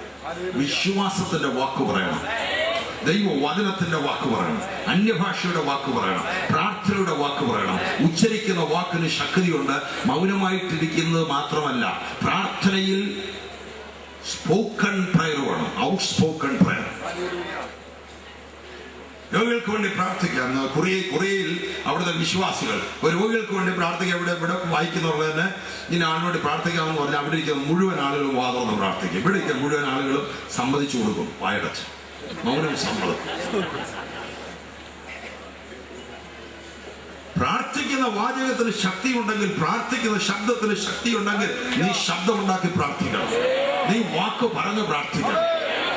ദൈവം തന്നെ പിശാചിനെ പോരാടും. നിന്റെ വായെ ബന്ധിക്കും. നീ പ്രാർത്ഥിക്കാനോ സ്വോത്രം പറയാനോ പിശാച് സമ്മതിക്കത്തില്ല. നീ വാ തുറന്ന് പ്രാർത്ഥിച്ച് കഴിയുമ്പോൾ അത് നടക്കാൻ പോകുകയാണ്. നീ വാ തുറന്ന് സ്തോത്രം ചെയ്ത് കഴിയുമ്പോൾ ദൈവത്തിന്റെ അത്ഭുതം വെളിപ്പെടാൻ പോകുകയാണ്. സ്തോത്രം. വാക്ക് മാത്രമല്ല, ബോഡി ലാംഗ്വേജ് ഉണ്ട്. ബോഡി ലാംഗ്വേജ്, മനുഷ്യൻ സംസാരിക്കുന്നതിൽ 60% ബോഡി ലാംഗ്വേജ് എന്ന് പറഞ്ഞാൽ ആംഗ്യവും ചലനവും കണ്ണും മുഖവും ഒക്കെ വെച്ചുകൊണ്ടാണ് സംസാരിക്കുക. അതെല്ലാം കൂടെ ചേരുമ്പോഴാണ് ശരിക്കുള്ള ആശയവിനിമയം നടക്കുന്നത്. അല്ല ശബ്ദം മാത്രം കേട്ട് അതിനർത്ഥം മാത്രമല്ല ആളുകൾ അറിയുന്നത്. ആളുകൾക്കറിയാം. എക്സൈറ്റ്മെന്റ് ഉണ്ടെങ്കിൽ ആളുകൾക്കറിയാം. എക്സൈറ്റ്മെന്റ് ഉണ്ട്, ഇമോഷൻ ഉണ്ടെങ്കിൽ ആളുകൾക്കറിയാം. നിർജീവമാണെങ്കിൽ ആളുകൾക്കറിയാം. പണ്ടത്തെ പോലെ ഒരു ചൂടില്ലല്ലോ എന്ന് ആളുകൾ ചിലപ്പം പറയും. എന്താ അതിനർത്ഥം? അവർക്ക് മനസ്സിലായി. ശബ്ദത്തിന്റെ അല്ല കുഴപ്പം, അവർ ബോഡി ലാംഗ്വേജാ. അതിന് ആരാധനയ്ക്ക് ദൈവസന്നിധിക്കും ബോഡി ലാംഗ്വേജ് ഉണ്ട്. അതാണ് കൈവക്കുന്നത്, അത് ബോഡി ലാംഗ്വേജാ. കൈ അടിക്കുന്ന ഒരു ബോഡി ലാംഗ്വേജാ, ചലിക്കുന്ന ഒരു ബോഡി ലാംഗ്വേജാ. ദൈവസന്നിധിയിൽ നമ്മൾ എക്സ്പ്രസ് ചെയ്യുകയാണ്. നമ്മുടെ അകത്തുള്ള വിചാരങ്ങൾ, വികാരങ്ങൾ, താല്പര്യങ്ങൾ ഇതെല്ലാം പുറത്തേക്ക് വരുന്ന ബോഡി ലാംഗ്വേജ് ആണ്. അതുകൊണ്ട് ദൈവത്തെ സ്തുതിക്കാമെന്ന് പറയുമ്പോൾ കൈവക്കാൻ പറഞ്ഞില്ലെങ്കിലും ആളുകൾ കൈവക്കോട് ബോഡി ലാംഗ്വേജ്. ദൈവസന്നിധിയിൽ നീ ബോഡി ലാംഗ്വേജ് കൊണ്ട് എക്സ്പ്രസ് ചെയ്യണം. സ്തോത്രം. പ്രാർത്ഥന യുദ്ധമായി മാറണം. പ്രാർത്ഥന അവകാശങ്ങൾ പിടിച്ചെടുക്കുന്ന യുദ്ധമാകണം. യേശുവിന്റെ നാമത്തിൽ എന്റെ സൗഖ്യം ഞാൻ അവകാശമാക്കുന്നു എന്ന് നീ പറയുമ്പോൾ അതിന് ശക്തിയുണ്ട്. ഭൂതങ്ങളെ പുറത്താക്കുമ്പോൾ ഭത്സിക്കണം, ശക്തിയുണ്ട്. ഞങ്ങളുടെ ചില ദൈവദാസന്മാർ, പേര് പറയാൻ ശ്രമിക്കും, പെന്തിക്കോസ്ത് മിഷനിലെ ചില കർത്തൃദാസന്മാരിവിടെ വന്നിട്ടുണ്ട്. അവർ പ്രാർത്ഥിക്കുമ്പോൾ ശക്തമായി ഭൂതങ്ങളെ പുറത്താക്കുമ്പോൾ ഭത്സിക്കണം. സ്തുതിക്കുന്നു എന്ന് പറയുമ്പോൾ മറ്റൊരു ഉപദേശം എന്ന് പറഞ്ഞൊരു ഉപദേശം കൊണ്ടുണ്ടായിരുന്നു. പെന്തിക്കോസ്ത് മിഷൻ ചെറിയ കുട്ടിയായിരുന്നു, ഞങ്ങളുടെ വീട്ടിൽ വന്ന് പ്രാർത്ഥിക്കുമായിരുന്നു. അവരുടെ ശബ്ദത്തിന് തന്നെ ഒരു ഗാംഭീര്യമാണ്, ഒരർത്ഥമാക്കിക്കൊണ്ടാണ് പറയുന്നത്. നിന്റെ അകത്ത് ദൈവം തന്ന കൃപയ്ക്കനുസരിച്ച് നീ നിന്നെ എക്സ്പ്രസ് ചെയ്യണം. നീ ഇവിടെ ചിമ്മടായിട്ട് ഇരിക്കേണ്ട കാര്യമില്ല. അയ്യോ ഞാനിങ്ങനെ പറയുന്നു, അയ്യോ ഞാനിങ്ങനെ പ്രാർത്ഥിക്കുന്നത്. അതൊക്കെ പേടിച്ച് ആരെ പേടിക്കുന്നു? നീ ദൈവത്തെ ഭയപ്പെട്ടാൽ മതി, ആരെ പേടിക്കണം. നീ ദൈവസ്ഥയിൽ വന്ന് ശബ്ദത്തെ പ്രാർത്ഥിക്കണം, കൈ ഉയർത്തി പ്രാർത്ഥിക്കണം. ആരാധനയ്ക്ക് തടസ്സം നിൽക്കുവാൻ ലോകത്തോട് ശക്തിയുമില്ല. ദൈവത്തെ സ്തുതിക്കുന്നതിന് വിലക്ക് വെക്കുവാൻ ലോകത്തിനൊരു ശക്തിയുമില്ല. നീ ദൈവത്തെ നൃത്തം ചെയ്യണമെങ്കിൽ നൃത്തം ചെയ്ത് ആരാധിച്ചു പോകണം. ദൈവത്തെ ഒച്ചത്തിൽ സ്തുതിക്കണമെങ്കിൽ ഭൂമി അതിന്റെ പൂർണ്ണതയിൽ യഹോവയ്ക്കുള്ളതാണ്. നീ ദൈവത്തെ സ്തുതിച്ചു വേണം. ദൈവത്തെ ആരാധിക്കാൻ നിനക്ക് സ്വാതന്ത്ര്യമുണ്ട്. ഈ മണ്ണിൽ സ്വാതന്ത്ര്യമുണ്ട്, ഈ രാജ്യത്ത് സ്വാതന്ത്ര്യമുണ്ട്. പ്രാർത്ഥന ശരിക്കുള്ളത് നടക്കണം. ഞാൻ ചിന്തിക്കുകയാണ്, ഇവിടെ മുമ്പേ പറഞ്ഞല്ലോ നാഷണൽ പ്രയർ മൂവ്മെന്റ്, ഇവിടെ വന്നിരിക്കുന്ന വിശുദ്ധന്മാർ, അതുപോലെ നമ്മുടെ ലോക്കൽ സഭയിൽ വരാത്ത ആളുകളുമായിട്ട് 1,00,000 ആളുകൾ, 1,00,000 വിശ്വാസികൾ, 1,00,000 വിശ്വാസികൾ. ഒരു ദിവസം 30 മിനിറ്റ് വീതം, 30 മിനിറ്റ് വീതം, എല്ലാ ദിവസവും 30 മിനിറ്റ്. അത് രാവിലെ 15 മിനിറ്റ്, വൈകിട്ട് 15 മിനിറ്റ് ആകാം, അല്ലെങ്കിൽ 5 മിനിറ്റ് വീതം 3 പ്രാവശ്യം ആകാം. 30 മിനിറ്റ് വെച്ച് ഈ രാജ്യത്തിന്റെ അനുഗ്രഹത്തിന് വേണ്ടി, ഇവിടുത്തെ ഉണർവിന് വേണ്ടി, ഇവിടുത്തെ ദൈവ പ്രവർത്തനങ്ങൾക്ക് വേണ്ടി പ്രാർത്ഥിക്കുമെങ്കിൽ 1,00,000 ആളുകൾ 30 മിനിറ്റ് പ്രാർത്ഥിച്ചാൽ 50,000 മണിക്കൂർ പ്രാർത്ഥന ഒരു ദിവസം സ്വർഗത്തിലേക്ക് ചെല്ലും. 50,000 മണിക്കൂർ പ്രാർത്ഥന സ്വർഗത്തിലേക്ക് ചെന്നാൽ സ്വർഗത്തിന്റെ കവാടങ്ങൾ തുറക്കപ്പെടും. ദൈവത്തിന്റെ ശക്തി അവിടെ ഇറങ്ങി വരും. സ്തോത്രം. Praise the Lord, praise the Lord. അപ്പന്റെ അടുക്കൽ ചേട്ടൻ ഉടുപ്പിട്ടുണ്ട് എന്ന് ഞാൻ ഏശാവാണെന്ന് പറഞ്ഞ ഉബായി അവൻ വീട് വിട്ട് ഓടുമ്പോൾ അന്ന് രാത്രി അവൻ കിടന്നെടുത്ത് സ്വർഗം തുറന്ന് കോവേണി ഇറക്കി ദൈവം തമ്മിൽ അവനോട് സംസാരിച്ചെങ്കിൽ ദൈവസന്നിധിയിൽ നേരോടെ നിൽക്കുന്ന, വിശുദ്ധിയോടെ നിൽക്കുന്ന, അവന്റെ നാമത്തിന് വേണ്ടി കഷ്ടവും അപമാനവും സഹിക്കുന്ന നിനക്ക് വേണ്ടി ദൈവത്തിന്റെ കവാടം തുറക്കാതിരിക്കുമോ? സ്വർഗത്തിന്റെ കോവേണി നിനക്ക് വേണ്ടി ഇറങ്ങി വരാതിരിക്കുമോ? ഇന്ന് രാത്രി സ്വർഗം തുറന്നിരിക്കുന്നു. ഇന്ന് രാത്രി ദൈവത്തിന്റെ കോവേണി ഇറങ്ങി വന്നിരിക്കുന്നു. 1,00,000 വിശ്വാസികൾ, 1,00,000 കർത്തൃദാസന്മാർ പ്രാർത്ഥിക്കുവാൻ തീരുമാനിക്കണം. ഈ രാജ്യത്തിന് വേണ്ടി പ്രാർത്ഥിക്കാൻ തീരുമാനിക്കണം. ദിവസം 1/2 മണിക്കൂറെങ്കിലും പ്രാർത്ഥിക്കാൻ തീരുമാനിക്കണം. ദൈവത്തിന്റെ വലിയ അത്ഭുതങ്ങൾ നമ്മുടെ കണ്ണിന് മുമ്പിൽ നമ്മൾ കാണാൻ പോകുക. പ്രാർത്ഥന മാത്രമല്ല, വചനത്തിന്റെ ശക്തി. വചനം വിളിച്ചു പറയണം, ദൈവവചനം വിളിച്ചു. എന്തിനാ ഈ പ്രസംഗത്തിലൂടെ നിങ്ങളെല്ലാം പറയാനായിട്ട് പറയുന്നറിയാം? വിളിച്ചു പറയുന്ന ശക്തിയുണ്ട്. പറഞ്ഞു പറയണം വചനം.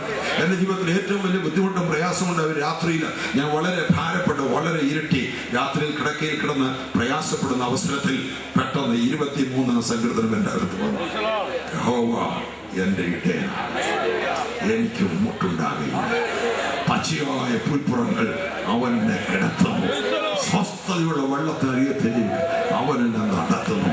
ഈ വാക്യങ്ങൾ ഞാൻ അങ്ങോട്ട് കാണാതെ പറയുക. ഉറങ്ങാൻ കിടക്കുകയാണ്, കിടക്കയിൽ കിടക്കുമ്പോൾ പറയുക, ഊരിൽ താഴ്വരയിൽ കൂടി നടന്നാലും ഞാൻ ഓരാനടത്തവും ഭയപ്പെടത്തില്ല. നീ എന്നോട് കൂടെ ഇരിക്കുന്നുണ്ടോ? ഞാൻ അറിയാത്തൊരു ശക്തി എൻ്റെ ഹൃദയത്തിലേക്ക് വന്നു. എൻ്റെ ഭാരങ്ങൾ മാറി, എൻ്റെ വിഷമങ്ങൾ മാറി. ഞാൻ ദൈവത്തെ സ്തുതിച്ചു. എൻ്റെ മനസ്സിൽ നിന്ന് എല്ലാം എടുത്ത് എറിഞ്ഞതുപോലെ മാറിപ്പോയി. ഞാൻ സ്വസ്ഥമായിട്ട് കിടന്നുറങ്ങി. ദൈവവചനത്തിന്റെ ശക്തി അതിന് സൗഖ്യമാക്കാൻ കഴിവുണ്ട്. അതിൻ്റെ ഉള്ളിലെ മനപ്രയാസങ്ങളെ സൗഖ്യമാക്കാൻ ശക്തിയുണ്ട്. നിന്റെ ശരീരത്തിൽ അത്ഭുത രോഗശാന്തി തരുവാൻ അതിന് ശക്തിയുണ്ട്. അതിവേഗത്തിലൂടെ വചനം അയച്ച് അവൻ സൗഖ്യമാക്കുന്നവനാണ്. മനുഷ്യർ നിന്നോട് പറഞ്ഞാണ് നിനക്ക് കഴിവില്ല, നിനക്ക് പ്രാപ്തിയില്ല, നിന്നെ കൊണ്ടൊന്നും ചെയ്യാനൊക്കത്തില്ല, നിന്നെ കൊണ്ട് നടക്കത്തില്ല, നീ ഒരു ഗതിയും പിടിക്കത്തില്ല, നിനക്ക് എന്ത് കഴിവുണ്ട്? തിരുമണ്ടന, തിരുമണ്ടിയ, ഒരു ബുദ്ധിയില്ലാത്ത ജീവിയാ, നിനക്ക് ഒരു ഗതിയും വരത്തില്ല, നിനക്ക് ഒരു ഭാവി ഉണ്ടാകത്തില്ല എന്നൊക്കെ ആരെങ്കിലും ഒക്കെ ശപിച്ചിട്ടുണ്ടെങ്കിൽ നീ ദൈവവചനം കൊണ്ട് അതിനെ തകർക്കണം. എങ്ങനെയാണെന്നറിയാമോ? എന്നെ ശക്തനാക്കുന്നവൻ മുഖാന്തരം ഞാൻ സകലത്തിനും മതിയായവൻ. എന്നെ ശക്തനാക്കുന്നവൻ മുഖാന്തരം ഞാൻ സകലത്തിനും മതിയായവൻ. ആരെങ്കിലും നിന്റെ മേൽ എന്ത് ബന്ധനമിട്ടാലും, മന്ത്രവാദം കൊണ്ട് ബന്ധിച്ചാലും, ക്ഷുദ്രപ്രയം കൊണ്ട് ബന്ധിച്ചാലും, വചനത്തിന്റെ ശക്തിയുടെ മുമ്പിൽ അതെല്ലാം തകർന്നു പോകും. ദൈവ വചനത്തിന്റെ അതിശക്തമായ പ്രയോഗം കൊണ്ട് നിനക്കെതിരെ വരുന്ന സകല പോരാട്ടങ്ങളെ തകർക്കുവാൻ നിനക്ക് കഴിയും. വചനം വിളിച്ചു കൊള്ളുക, വചനം ഉച്ചരിച്ചു കൊള്ളുക.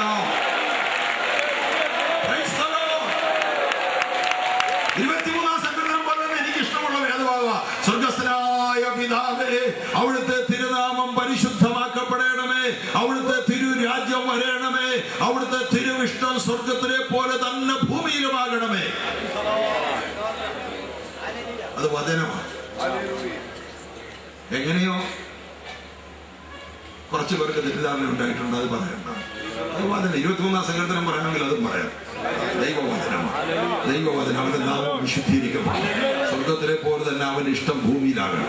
എനിക്ക് ഇന്നുള്ള ആഹാരം അവൻ തരണം. നമ്മുടെ പ്രാർത്ഥനയാണ്. Praise the Lord. ദൈവവചനത്തിന്റെ ഏത് ഭാഗവും നിനക്ക് ഉച്ചരിക്കാം. ദൈവവചനത്തിന്റെ ഏത് ഭാഗവും ഏറ്റു അവന്റെ വാഗ്ദാനങ്ങൾ മുന്നപ്പിടിക്കണം. അവന്റെ വാഗ്ദാനങ്ങൾ ഒരു രോഗിക്ക് വേണ്ടി പ്രാർത്ഥിക്കുമ്പോൾ പ്രാർത്ഥിക്കേണ്ടത്, കർത്താവേ നിന്റെ അടിപ്പിണരാ ഇയാളുടെ സൗഖ്യം വന്നിരിക്കണം. വചനം ഉദ്ധരിച്ചുകൊണ്ട് പ്രാർത്ഥിക്കാൻ അപ്പോസ്തലന്മാര് 1-ാം നൂറ്റാണ്ടിൽ ഒന്നിച്ച് പ്രാർത്ഥിച്ച വചനം ഉദ്ധരിച്ച കർത്താവേ നിന്റെ പരിശുദ്ധ ദാസനായ യേശുവിന് വിരോധമായി ഭൂമിയിലെ രാജാക്കന്മാർ കൂട്ടം കൂടി അധിപതികൾ തമ്മിൽ ആലോചന നടത്തിയിരിക്കുന്നു പറഞ്ഞ് പ്രാർത്ഥിച്ചപ്പോൾ അവർ ഇരുന്ന സ്ഥലം കുലുങ്ങി.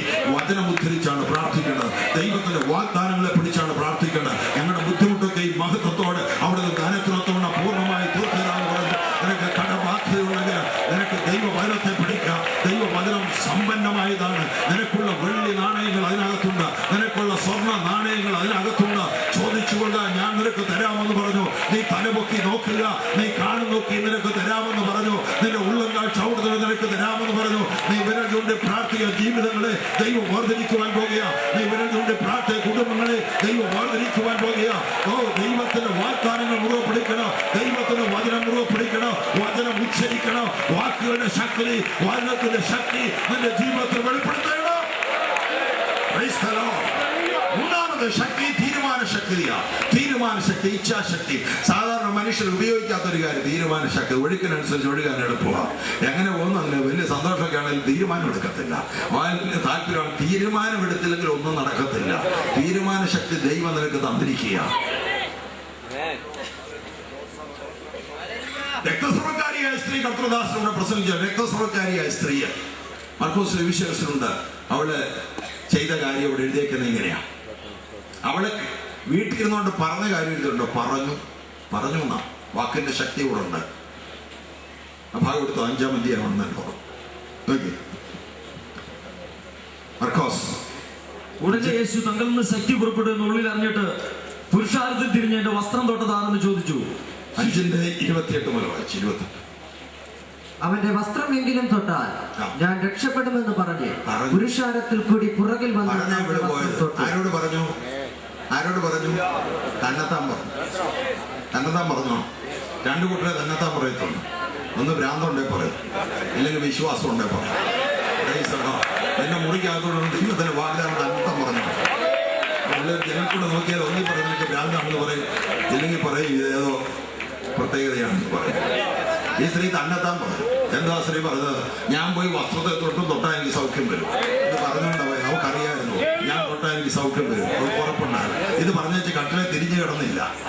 ഇത് പറഞ്ഞേച്ച് ആരെങ്കിലും എന്നെ എടുത്തോണ്ട് വരുന്നല്ലായിരുന്നു പറഞ്ഞില്ല. ആരെങ്കിലും യേശുവിനെ ഇങ്ങോട്ടൊന്ന് കൊണ്ടുവരുന്നല്ലായിരുന്നു പറഞ്ഞില്ല. അവള് തീരുമാനിച്ചു ഞാൻ പോയി തുറന്നേ ഞാൻ തന്നെ ഇറങ്ങി നടന്നേ ഒക്കത്തുള്ളൂ. കാരണം സ്ത്രീകൾ, രക്തസ്രവക്കാരുടെ സ്ത്രീകൾ അശുദ്ധരാ. അവര് സമൂഹത്തിൽ വന്നാൽ വരാനൊക്കത്തില്ല. ഒരാളെ തൊട്ടാലും അവർ അശുദ്ധരാകും. അതുകൊണ്ട് ഇവൾ മൂടുപടമൊക്കെ ഇട്ട് ആളറിയാതായിരിക്കും വന്നത്. അതിന് ഇവർക്ക് തൊടേണ്ടത് വസ്ത്രത്തിന്റെ തൊങ്ങല താഴത്തേറ്റ കുപ്പായപ്പോലുള്ള ഉടുപ്പ യഹൂദന്മാരിടുന്ന താഴത്തേറ്റത്തിൽ നിന്നാ തുടങ്ങാൻ ഇത്രയും താല്പര്യം. അന്ന് അക്കാലത്ത് അവിടെ വാക്യം എഴുതി വെക്കും. അവിടെ തീരുമാനിച്ച് തൊടുകയാണ് വചനത്തെ വേണം തൊടാൻ. വചനം എഴുതിയെടുത്തവളെ എനിക്ക് തൊടാം. അതുകൊണ്ട് അവള് സാധാരണ വന്ന് എത്തിക്കുത്തി തൊടാൻ കഴിയില്ല. മുട്ടേ നീന്തി വരണം. മുട്ടേ നീന്തി തൊടാൻ വരുന്നതിന് ഇടത്തും വലത്തുള്ള ആളുകളുടെ കാലിൽ പുത്തൻ ചെരുപ്പാണോ അവരുടെ നഖത്തെ ചായ കൊണ്ടുവന്നു അവള് നോക്കിയില്ല. അവൾക്ക് ഒറ്റ കാര്യമുള്ളൂ, യേശുവിന്റെ വചനം എഴുതിയ വസ്ത്രത്തിന്റെ തമലത്താണ്. ഇടയ്ക്ക് ആര് നടക്കുന്ന വിഷയമല്ല. വന്നപ്പോഴേ മനസ്സിലായി. ബലഹീന സ്ത്രീക്ക് മനസ്സിലാക്കി എളുപ്പം തൊടാനൊക്കത്തില്ല. ഒരു വയസ്സ് പത്രോസ് നിൽക്കുന്നു, ഇപ്പുറത്ത് യോഹന്നാൻ, അപ്പുറത്ത് യാക്കോ, അപ്പുറത്ത് അന്ത്രയോസ്. എല്ലാവരും യേശു കഴിഞ്ഞാൽ പിന്നെ അടുത്ത VIP ഞാനാണ് ഇടിച്ചു തള്ളി നിൽക്കുക. ഈ ബലഹീന സ്ത്രീക്ക് യേശുവിനെ തൊടാൻ ഒക്കുവോ? എന്റെ പൊന്നു സഹോദരൻ ഒന്ന് മാറിക്കൊടുക്ക. വല്ലവരും തൊട്ട് വിടുതൽ പ്രാപിക്കാം.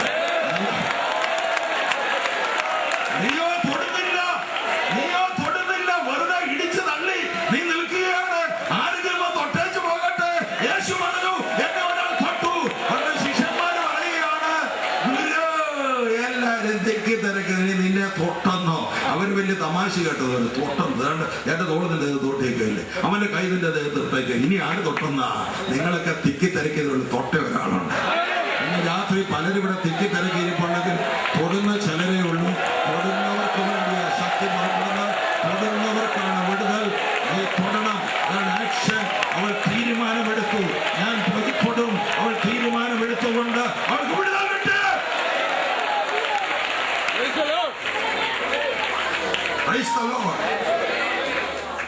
മനസ്സാക്കുളക്കര കിടന്നോട് ചോദിച്ചു, നിനക്ക് മനസ്സുണ്ട്? കർത്താവ് ദാസൻ പറഞ്ഞല്ലോ, ഇതിനകത്ത് ഞാൻ ഇവിടെ കിടക്കുന്ന തിരിച്ചു ചോദിക്കണ്ട, മനസ്സില്ല പിന്നെ കിടക്കും. പിന്നെ യേശു ചോദിച്ച്, നിന്റെ വായിൽ കൂടെ പറയണം, നിന്റെ കൺഫെഷൻ വേണം. ഊഹിച്ചൊന്നും കർത്താവ് ചെയ്യുന്നില്ല. നീ പറയണം, നിനക്ക് മനസ്സുണ്ടോ? സൗഖ്യമാകാൻ മനസ്സുണ്ടോ?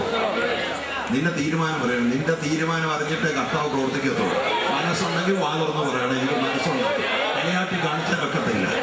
പണ്ട് പൈപ്പ് വന്ന കാലത്ത് ഇവിടെ പണ്ടൊക്കെ വിളമ്പുമ്പോൾ ഓരോന്ന് ചോദിച്ചു വേണോ വേണോ തലയാട്ടി കാണിക്കത്തുള്ളൂ. പൈപ്പ് വന്നു, പൈപ്പിൽ നിന്ന് വെള്ളം കുടിച്ചിട്ട് തലയാട്ടുക, നിർത്തിക്കോളാം വെള്ളം എന്ന് പറഞ്ഞ പോലെ ദൈവത്തിനെടുക്കുമ്പോൾ തലയാട്ടിയുടെ കാര്യമില്ല. നീ വാ തുറന്ന് പറയണം, നീ വാ തുറന്ന് പറയണം. നിനക്ക് മനസ്സുണ്ട്, മനസ്സുണ്ടെങ്കിൽ വിടുതൽ. നിനക്ക് മനസ്സുണ്ടെങ്കിൽ വിടുതൽ. എരിഹോവിലെ അവിടെ ഇരുന്ന കുള്ളൻ നിലവിളിച്ചുകൊണ്ട്, എന്നോട് കണ്ണു തോന്നണമേ. എല്ലാവരും മിണ്ടല്ലേ. ഞങ്ങളെപ്പോലെ വലിയ വലിയ ആളുകൾ പോകുമ്പോൾ നിന്നെപ്പോലുള്ള വിഷക്കാരൻ വഴി കിടന്ന് ഒച്ച വെച്ചാൽ ഞങ്ങൾക്ക് മാന്യതയ്ക്ക് മോശമാണ്. അത് ശരി, അവനോടത്ത് വലിയ ആളുകൾ പോകുമ്പോൾ നമ്മൾ ശബ്ദം അടക്കിയിരിക്കണം. പക്ഷെ ഒരു പ്രശ്നമേ ഉള്ളൂ, ഒറ്റ ചാൻസേ ഉള്ളൂ. ഒറ്റ ചാൻസ്. എൻ്റെ വഴി കൂടെ യേശു വന്നിരിക്കുക. നീ മാന്യന്മാരുടെ മാന്യതയെല്ലാം കൂടെ ഞാൻ സൂക്ഷിച്ചുകൊണ്ടിരുന്ന എന്നും കാട്ടുപൊട്ടനായിട്ടിരിക്കണം, എന്നും കാട്ടുപൊട്ടനായിട്ടിരിക്കണം. ഇന്ന് അവർക്ക് ബുദ്ധിമുട്ടുണ്ടെങ്കിലും സാരമില്ലെന്ന് എനിക്ക് വിടുതൽ വേണം. അവരുടെ കുറെ കൂടെ ഒച്ചത്ത് വിളിച്ചു. അടുത്തിരിക്കുന്ന ആളുകൾക്ക് ബുദ്ധിമുട്ടാണെന്ന് പറഞ്ഞ് നീ ആരാധിക്കാതിരിക്കല്ലോ കേട്ടോ. ഇടത്തും അടുത്തിരിക്കുന്ന ആളുകൾക്ക് ബുദ്ധിമുട്ടുണ്ടെങ്കിൽ അവരെഴുന്നേറ്റ് മാറിയിരിക്കട്ടെ.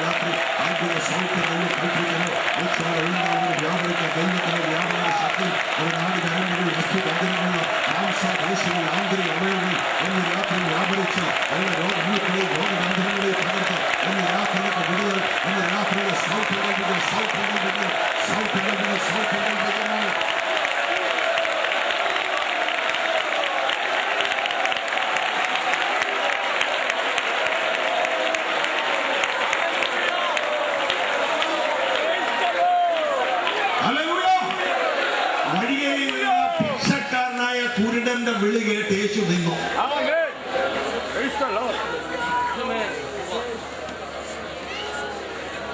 സമൂഹത്തിൽ ഒരു സ്റ്റാറ്റസ് ഇല്ലാത്ത വിളിച്ചാൽ, കുരുടൻ വിളിച്ചാലും ഭിക്ഷക്കാരൻ വിളിച്ചാൽ വിളിക്കുന്നവനാ എന്റെ യേശു. വിളിക്കുന്നവന്റെ സ്റ്റാറ്റസോ പണമോ നോക്കത്തില്ല, വിളിക്കുന്നതിന്റെ ഹൃദയം മാത്രം നോക്കും. ഹൃദയത്തിനുള്ള വിളിയാണെങ്കിൽ യേശു അവിടെ നിൽക്കും. യേശുവിന് ഒറ്റ ചോദ്യം ചോദിച്ചാൽ, what shall I do for you? What shall I do for you? ഞാൻ നിനക്ക് എന്ത് ചെയ്തു തരണം? നീ പറ. എല്ലാവർക്കും അറിയാം അവന് കണ്ണ് കാണത്തില്ല, അതിനെ അവൻ വിളിച്ചെന്നറിയാം. പക്ഷെ അവൻ പറയണം, അവൻ വാ തുറന്ന് പറയണം. വായുടെ ചോദിച്ച് തലയാട്ടിക്കൊണ്ടിരുന്ന നോക്കത്തില്ല. വാ തുറന്ന് അവൻ പറയണം, എനിക്ക് കാഴ്ച കിട്ടണം, എനിക്ക് കാഴ്ച കിട്ടണം. അപ്പോൾ യേശു എന്ന് പറഞ്ഞു ഞങ്ങളെപ്പോലുള്ള പാസ്റ്റർമാരാണ് പറയുന്ന കാര്യം പറയാം. അതിനായിരുന്നു റിയാലിറ്റി അടുത്ത ഞായറാഴ്ച മുതൽ സഭായത്തിന് പോവാം, സ്നാനപ്പെടാൻ തീരുമാനിക്കുക, അത് കഴിഞ്ഞ് പ്രാർത്ഥിക്കാം. പക്ഷെ യേശു പറഞ്ഞില്ല. യേശു അതിന്റെ വിശ്വാസം പോലെ കണ്ണു തുറക്കട്ടെ. അൺകണ്ടീഷനാണ് കർത്താവ്. അവൻ കൃപയുള്ള കർത്താവ്. അവൻ സൗജന്യമായി കൊടുക്കുന്ന കർത്താവ്. അവന്റെ ആവശ്യം അവന്റെ നിലവിളുടെ മുമ്പിൽ അവൻ ഉത്തരം കൊടുത്തു. അവിടെ വ്യവസ്ഥ ഇല്ലെന്നല്ല അർത്ഥം. വ്യവസ്ഥ പിന്നെ പഠിപ്പിക്കണം. അവന് കാഴ്ച കിട്ടിക്കഴിഞ്ഞാൽ അവൻ പുതപ്പും വിട്ടേച്ചു പോയി. പുതപ്പും വിടാനുള്ള പുതപ്പൊക്കെ വിട്ടേച്ച് കാഴ്ച കിട്ടിയവനെ യേശുവിന്റെ പുറകെ പൊക്കണം. മനസ്സിലായവർ ദൈവത്തിന് സ്തോത്രം. നിന്നെ ഒന്നിനും കൊള്ളത്തില്ല ലോകം പറയും. നിന്നെ കഴിവില്ലെന്ന് പറയും. നിന്നെ കൊണ്ട് ഒന്ന് സാധിക്കുക. എന്തോ നിനക്ക് പണമുണ്ടോ, വിദ്യാഭ്യാസം, നിനക്ക് എന്തോ ഉണ്ടോ, നിന്നെ കൊണ്ട് എന്തിനു കൊള്ളാം. പണ്ട് ഒരു പലസ്തീനിക്ക് ഒരു കഴുതയെ കിട്ടി. ആ കഴുതയെ കൊണ്ടുവന്നത് കഴുതയ്ക്ക് ദീനം പിടിച്ചു കഴിഞ്ഞപ്പോൾ നോക്കത്തില്ല കഴുതയെ. അത് ചത്തുപോയി. ചത്തു കഴിഞ്ഞപ്പോൾ പാലസ്തീനി വിചാരിച്ച് ഇനി അടക്കേണ്ട കാര്യം പോയില്ല. കഴുതയില്ല, വഴിയിലിട്ട് വെച്ച് പോന്നു. അവിടെ ചീഞ്ഞ് കിടക്കുന്ന കഴുതയെ ആകാശത്തിലെ കഴുക്കൾ കൊണ്ടുവന്ന് കഴുക്കളെല്ലാം കൂടെ കുത്തി തിന്ന് ഇറച്ചിയല്ല. പിന്നുള്ളത് എല്ലാം കൊത്തു കിട്ടാത്തതുകൊണ്ട് കഴുക്കൾ ഇനി എന്തൊരു കൊള്ളാം. കഴുക്കൾ പറന്നുപോയി. ഇവിടെ കാത്തു നിന്ന് കാട്ടുകുറുക്കന്മാർ വന്ന് അസ്ഥികൂടം കടിച്ച് പൊട്ടിച്ച് ഇന്നാവുന്ന നെല്ലെല്ലാം കടിച്ചു വന്നു. വലിയ മുട്ട നെല്ലുകൾ കടികൊള്ളുന്നില്ല. അവർ പറഞ്ഞു ഇനി എന്തൊരു കൊള്ളാം എന്ന് പറഞ്ഞിട്ട് കുറുക്കന്മാർ വിട്ടു പോയി. അതിന് കാട്ടുകുറുമ്പെല്ലാം കൂടെ ഉറുമ്പെല്ലാം കൂടെ വന്ന് പറ്റിയിരുന്ന കൊച്ച് ഈ ഇറച്ചി എല്ലാം കൂടെ തിന്നു കഴിഞ്ഞ ഒടുവിൽ ഒന്നുമില്ലെന്ന് കണ്ടപ്പോൾ ഉറുമ്പുകൾ പറഞ്ഞു ഇനി എന്തൊരു കൊള്ളാം. അവർ വിട്ടേച്ചു പോയി. പാരസരി ഇട്ടേച്ചു പോയി. എന്തിനു കൊള്ളാം. കഴുകന്മാർ പറഞ്ഞ് എന്തിനു കൊള്ളാന്ന് പറഞ്ഞിട്ടേച്ചു പോയി. കാട്ടുകുറുക്കന്മാർ വിട്ടേച്ചു പോയി. കട്ടുറുമ്പുകൾ വിട്ടേച്ചു പോയി. ദൈവത്തിന്റെ ആത്മാവ് ശിംശോന്റെ മേൽ വന്നു. അവൻ കുഞ്ഞിന് കഴുതയുടെ പച്ച താടിയിൽ ഒന്ന് കയ്യിലെടുത്ത് കുന്ന് രണ്ടെന്ന് കൂട്ടത്തക്കവണ്ണം അതുകൊണ്ട് അത്ഭുതം ചെയ്ത് അഭിഷക്തന്റെ കയ്യിൽ ഒരു അസ്ഥി കഷ്ണം കിട്ടിയാൽ അതുകൊണ്ട് അത്ഭുതം നടക്കും. നിന്നെ എന്തിനു കൊള്ളാമെന്ന് 100 പേര് ചോദിച്ചാലും നീ പേടിക്കണ്ട. ഓ മഹാദൈവത്തിന്റെ കരത്തില് അത്ഭുതത്തിന്റെ ഉപകരണമാക്കി നിന്നെ മാറ്റുവാൻ കഴിയും. ഈ തലമുറയിൽ പരിശുദ്ധാത്മാവിന് ഉപകരണമായി നിന്നെ ഉപയോഗിക്കാൻ ദൈവം ആഗ്രഹിക്കുന്നു. ആരെല്ലാം തള്ളിക്കളഞ്ഞാലും ആരെല്ലാം വലിച്ചെറിഞ്ഞാലും നീ പേടിക്കേണ്ട കാര്യമില്ല. ദൈവത്തിന്റെ കരങ്ങളിൽ അത്ഭുതത്തിന്റെ ഉപകരണമായി ദൈവം മാറ്റും.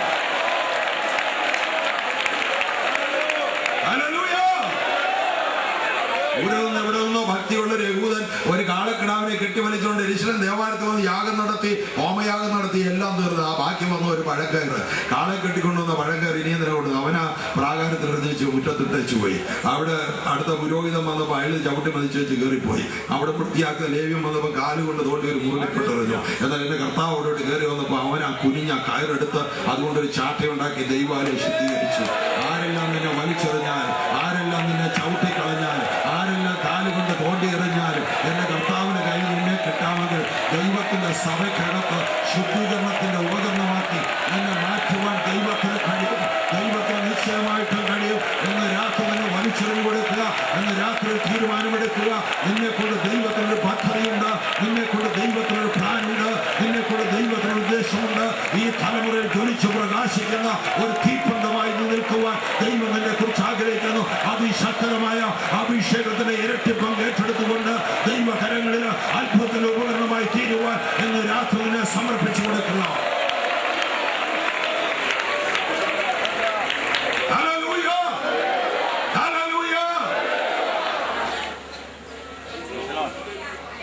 ദൈവം നിനക്ക് മക്കളെ തന്നിട്ടുണ്ടെങ്കിൽ ഇന്ന് രാത്രി ഒരു തീരുമാനം എടുക്കണം. എൻ്റെ ദൈവം എൻ്റെ മക്കളിൽ ആരെയെങ്കിലും നീ സുവിശേഷ വേലയ്ക്ക് വിളിക്കണം. നീ വിളിക്കുന്ന ആളിന് എല്ലാ പ്രോത്സാഹനവും കൊടുത്ത് ആളിനെ ഞാൻ അതിനുവേണ്ടി ഇറക്കും. എൻ്റെ കുടുംബത്തിൽ നിന്ന് കർത്തൃദാസന്മാരുണ്ടാകണം. എൻ്റെ വീട്ടിൽ നിന്ന് കർത്താവിനെ ശുശ്രൂഷകന്മാരുണ്ടാകണം. ഇന്ന് രാത്രി ഇവിടെ വന്ന മുഴുവൻ മാതാക്കളും പിതാക്കന്മാരും ഈ തീരുമാനമെടുത്തുകൊണ്ട് പോകാവുള്ളൂ. 81ാമത് കുമ്പനാട് കൺവെൻഷൻ നിന്റെ കുടുംബത്തിൽ കർത്തൃദാസന്മാർ എഴുന്നേൽക്കുന്നതിനുള്ള മുഖാന്തരമായി തീരട്ടെ. അതിനുള്ള തീരുമാനമെടുക്കുക, ഏൽപ്പിച്ചു കൊടുക്കുക.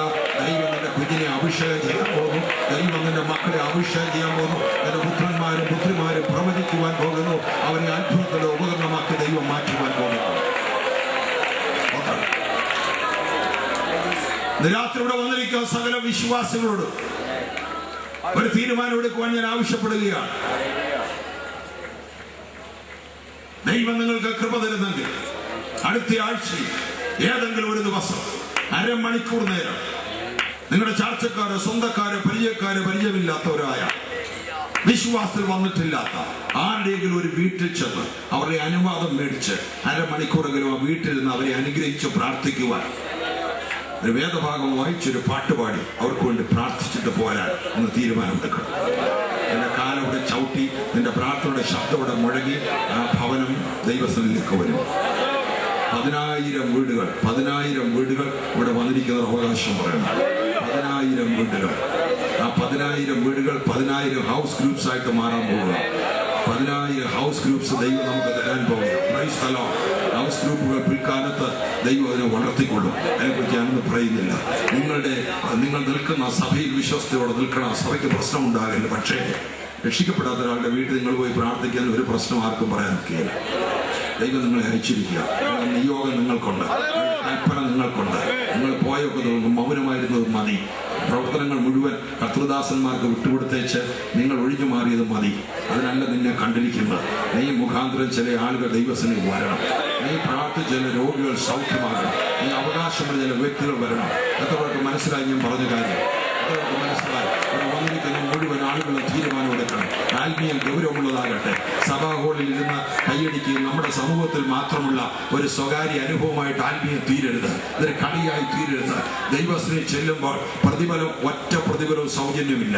രക്ഷ സൗജന്യമാണ്. പക്ഷെ അവിടെ ചെല്ലുമ്പോൾ നീ പ്രവർത്തിച്ചതിന് മാത്രമേ ഉള്ളൂ പ്രതിഫലം. നിത്യതയോട് ബന്ധപ്പെട്ട് ചെയ്ത കാര്യങ്ങൾക്ക് ഉള്ള പ്രതിഫലം. അതിനുവേണ്ടി ഇന്ന് രാത്രി ദൈവത്തിന്റെ ആത്മാവ് നിന്നെ വിളിക്കുക.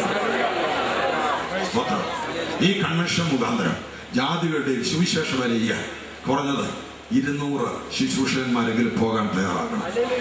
വടക്കേ ഇന്ത്യയിലും കേരളത്തിന് വെളിയിലുള്ള ഏതെങ്കിലും സ്റ്റേറ്റുകൾ, കേരളത്തിലാണെങ്കിൽ മലബാറിൽ എവിടെയെങ്കിലും പോയി ജാതികളുടെ ഇടയിൽ ശുശ്രൂഷ ചെയ്യുവാൻ തക്കോണം ഏറ്റവും കുറവ് 200 ശുശ്രൂഷകന്മാർ തയ്യാറാകണം. ആ 200 ശുശ്രൂഷകന്മാരെ സന്ധിക്കുവാൻ, അവരെ പോറ്റുവാൻ ഇവിടെയുള്ള വിശ്വാസികൾ തയ്യാറാകണം. നിങ്ങൾക്ക് പോകാൻ കഴിയുന്നില്ല, നിങ്ങൾ അയക്കണം. ഇന്ന് മറ്റു രാജ്യങ്ങളിൽ നിന്ന് ആളുകൾ ചെയ്യുന്ന ഒരു കാര്യം ഞാൻ പറയാം. ഒരു പ്രയർ വാക്കുണ്ട്. പ്രയർ വാക്ക്. ഒരു സ്ഥലത്ത് വന്ന് ഒരാഴ്ച താമസിച്ചിട്ട് ആ തെരുവിലൂടെ നടന്ന് പ്രാർത്ഥിക്കും. അത്രയേ ഉള്ളൂ. ഓരോരോ സ്ഥലത്ത് പോയി പ്രാർത്ഥിക്കും. ആ പ്രാർത്ഥനയ്ക്കെല്ലാം വലിയ ശക്തിയുണ്ട്. അതൊക്കെ വിശ്വാസം ഉണ്ടല്ലേ അതൊക്കെ മനസ്സിലാകുന്നുള്ളൂ. ഇത് വലിയ യുദ്ധമാണ്. ഇത് വലിയ സ്പിരിച്വൽ വാർഫെയറാണ്. ഈ യുദ്ധക്കളത്തിൽ ദൈവം തന്നെ യോദ്ധാവായി കണ്ടിരിക്കുക. മാസ്റ്റർ കെ എം ജോസഫ് പറയുന്ന പോലെ പ്രാർത്ഥനാ മുറിയാണ് യുദ്ധക്കളം. യുദ്ധമേ ഇരിക്കുമ്പോഴേ യുദ്ധം എന്താണെന്ന് അറിയത്തുള്ളൂ. അങ്ങനെ വരുമ്പോൾ നിന്റെ പ്രാർത്ഥന സാധാരണ പ്രാർത്ഥനയല്ല. പതിവ് വാചകങ്ങളൊക്കെ ചൊല്ലിവിടുന്ന പ്രാർത്ഥനയല്ല. അത് യുദ്ധമായിട്ട് മാറും. മുട്ടൽ നീ കുത്തി പൊങ്ങിയെന്ന് വരും. ചിലപ്പോൾ നീ ആടി എഴുന്നേറ്റെന്ന് വരും. നിന്റെ ഒച്ച പൊങ്ങിയെന്ന് വരും. നീ നൃത്തം ചെയ്തെന്ന് വരും. നീ കൈയടിച്ചെന്ന് വരും. നീ തുള്ളിച്ചാടിയെന്ന് വരും. അതിന് അർത്ഥം എന്താണെന്നറിയാം? യുദ്ധം നടക്കുക. നിന്റെ ശരീരത്തെ പരിശുദ്ധാത്മാവ് യുദ്ധത്തിന്റെ ഉപകരണമാക്കി മാറ്റും. നിന്റെ വായിൽ നീ അറിയാത്ത വാചകങ്ങൾ ദൈവം തരും. നീ ഉദ്ദേശിക്കാത്ത കാര്യങ്ങൾ കൊണ്ട് നീ പ്രാർത്ഥിച്ചത് വരും. നിന്റെ ശരീരത്തെ പരിശുദ്ധാത്മാവിന്റെ ഉപകരണമാക്കി വിട്ടുകൊടുക്കുക. നിന്നിൽ കൂടെ ദൈവം യുദ്ധം ചെയ്യട്ടെ. എന്റെ വാക്കിൽ ചുരുക്കുക. എന്റെ വാക്കിൽ തീരുമാനമെടുക്കാൻ പല കാര്യങ്ങൾ പറഞ്ഞു. പല കാര്യങ്ങൾ തീരുമാനം എടുക്കാതെ പോയാൽ നടക്കത്തില്ല. പിശാച് ഒരിക്കലും തീരുമാനം എടുപ്പിക്കുകയില്ല. തീരുമാനത്തിന് വലിയ ശക്തിയാണ്. തീരുമാനത്തിന്റെ ശക്തി അത് ചിന്തയുടെ ശക്തിയെക്കാളും വാക്കിന്റെ ശക്തിയെക്കാളും വലുതാണ് തീരുമാന ശക്തി. നീ ഇതുവരെ മാനസാന്തരപ്പെട്ടില്ലെങ്കിൽ ഇന്ന് തീരുമാനിക്കണം മാനസാന്തരപ്പെടാൻ. ഇതുവരെ വിശ്വാസ സ്നാനം സ്വീകരിച്ചിട്ടില്ലെങ്കിൽ ഇന്ന് തീരുമാനിക്കണം സ്നാനപ്പെടുക. ഇതുവരെ പരിശുദ്ധാത്മ നിറവിനൊക്കെ ഉണ്ടായിട്ടില്ലെങ്കിൽ ഇന്ന് തീരുമാനിക്കണം ആത്മനിറവിന് വേണ്ടി. നിന്റെ അകത്ത് ഓർപ്പാട് വിശുദ്ധ ജീവിതം ഇതിനു വേണ്ടി ഇന്ന് തീരുമാനിച്ചാലേ നടക്കത്തുള്ളൂ. അതുകൊണ്ട് ഞാൻ പറയുന്നത് തീരുമാനിക്കണം. ഞാൻ പറഞ്ഞ കാര്യങ്ങളിലൊക്കെ വീണ്ടും ഞാൻ പറയാം. നിങ്ങളുടെ മക്കളെ ആരെയെങ്കിലും കർത്താവിന്റെ വേലയ്ക്ക് വേണ്ടി കർത്താവ് വിളിക്കണം എന്ന് പ്രാർത്ഥിക്കുന്ന ആളുകളൊന്ന് കൈവക്കുകയില്ല. ഇത്രയും കുടുംബങ്ങളിൽ നിന്ന് ദൈവം കർത്തൃദാസന്മാരെ എഴുന്നേൽപ്പിക്കട്ടെ. അടുത്ത് ഞാൻ ചോദിക്കുന്നു, അരമണിക്കൂറെങ്കിലും രക്ഷിക്കപ്പെടാത്ത ആളുടെ വീട്ടിൽ പോയി പ്രാർത്ഥിക്കുവാൻ, അവരെ അനുഗ്രഹിച്ച് പ്രാർത്ഥിക്കുവാൻ, അവിടെ ദൈവവചനം അറിയാവുന്നതുപോലെ വായിച്ചു കേൾപ്പിക്കാൻ, പ്രസംഗിക്കുകയൊന്നും ചെയ്യേണ്ട. ചെല്ലുന്നവിടെ തന്നെ അവരെ ഒഫൻഡ് ചെയ്യാൻ ശ്രമിക്കേണ്ട. അവരെ അനുഗ്രഹിച്ച് പ്രാർത്ഥിക്കുക. രോഗികൾക്ക് വേണ്ടി പ്രാർത്ഥിക്കുക. അവരുടെ പ്രയാസം അനുഭവിക്കുക. അവരുടെ വിഷയങ്ങൾ ചോദിച്ച് പ്രാർത്ഥിക്കുക. അങ്ങനെ പ്രാർത്ഥിക്കാൻ തീരുമാനിക്കുന്നത് കൈവക്കുക. ഇതെല്ലാം തീരുമാനങ്ങളാണ്. ദൈവത്തിന് എടുക്കുന്ന തീരുമാനങ്ങളാണ്. എന്നുള്ള തീരുമാനമല്ല, ദൈവത്തോട് നിങ്ങളെ കൊണ്ട് സാധിക്കും. നിങ്ങളുടെ മറ്റിവിടെ വന്നിട്ടില്ലാത്ത വിശ്വാസികളെ കൂടെ പറഞ്ഞ് ഉത്സാഹിപ്പിക്കാൻ കഴിയും. നമ്മുടെ രാജ്യം മുഴുവൻ അതിശക്തമായ പ്രാർത്ഥന വലയം കൊണ്ട് നിറയാൻ പോവുക. ഷീല ദീക്ഷിത് എന്ന് പറയുന്ന മുഖ്യമന്ത്രി, ഡൽഹിയിലെ മുഖ്യമന്ത്രി പങ്കെടുത്തൊരു മീറ്റിംഗിൽ എനിക്ക് പങ്കെടുക്കാൻ കഴിഞ്ഞു. മാന്യ വനിത അവിടെ പറഞ്ഞൊരു കാര്യം, അവർക്കൊരു കാര്യം മനസ്സിലായി. ഒരു വലിയ പ്രാർത്ഥനാ വലയം ഈ രാജ്യത്തിന് വേണ്ടിയുണ്ട്. ഷീല ദീക്ഷിത് ഡൽഹി മുഖ്യമന്ത്രി പറഞ്ഞ ഒരു രാഷ്ട്രീയ പ്രവർത്തകയാണെങ്കിലും അവരുടെ അകത്തെ സ്പിരിറ്റിൽ അവർക്ക് മനസ്സിലായി ഒരു വലിയ പ്രയർ മൂവ്മെന്റ് ഈ രാജ്യത്തുണ്ട്. സ്തോത്രം. പ്രാർത്ഥിക്കാൻ നമ്മളെ മനുഷ്യർക്ക് വേണ്ടി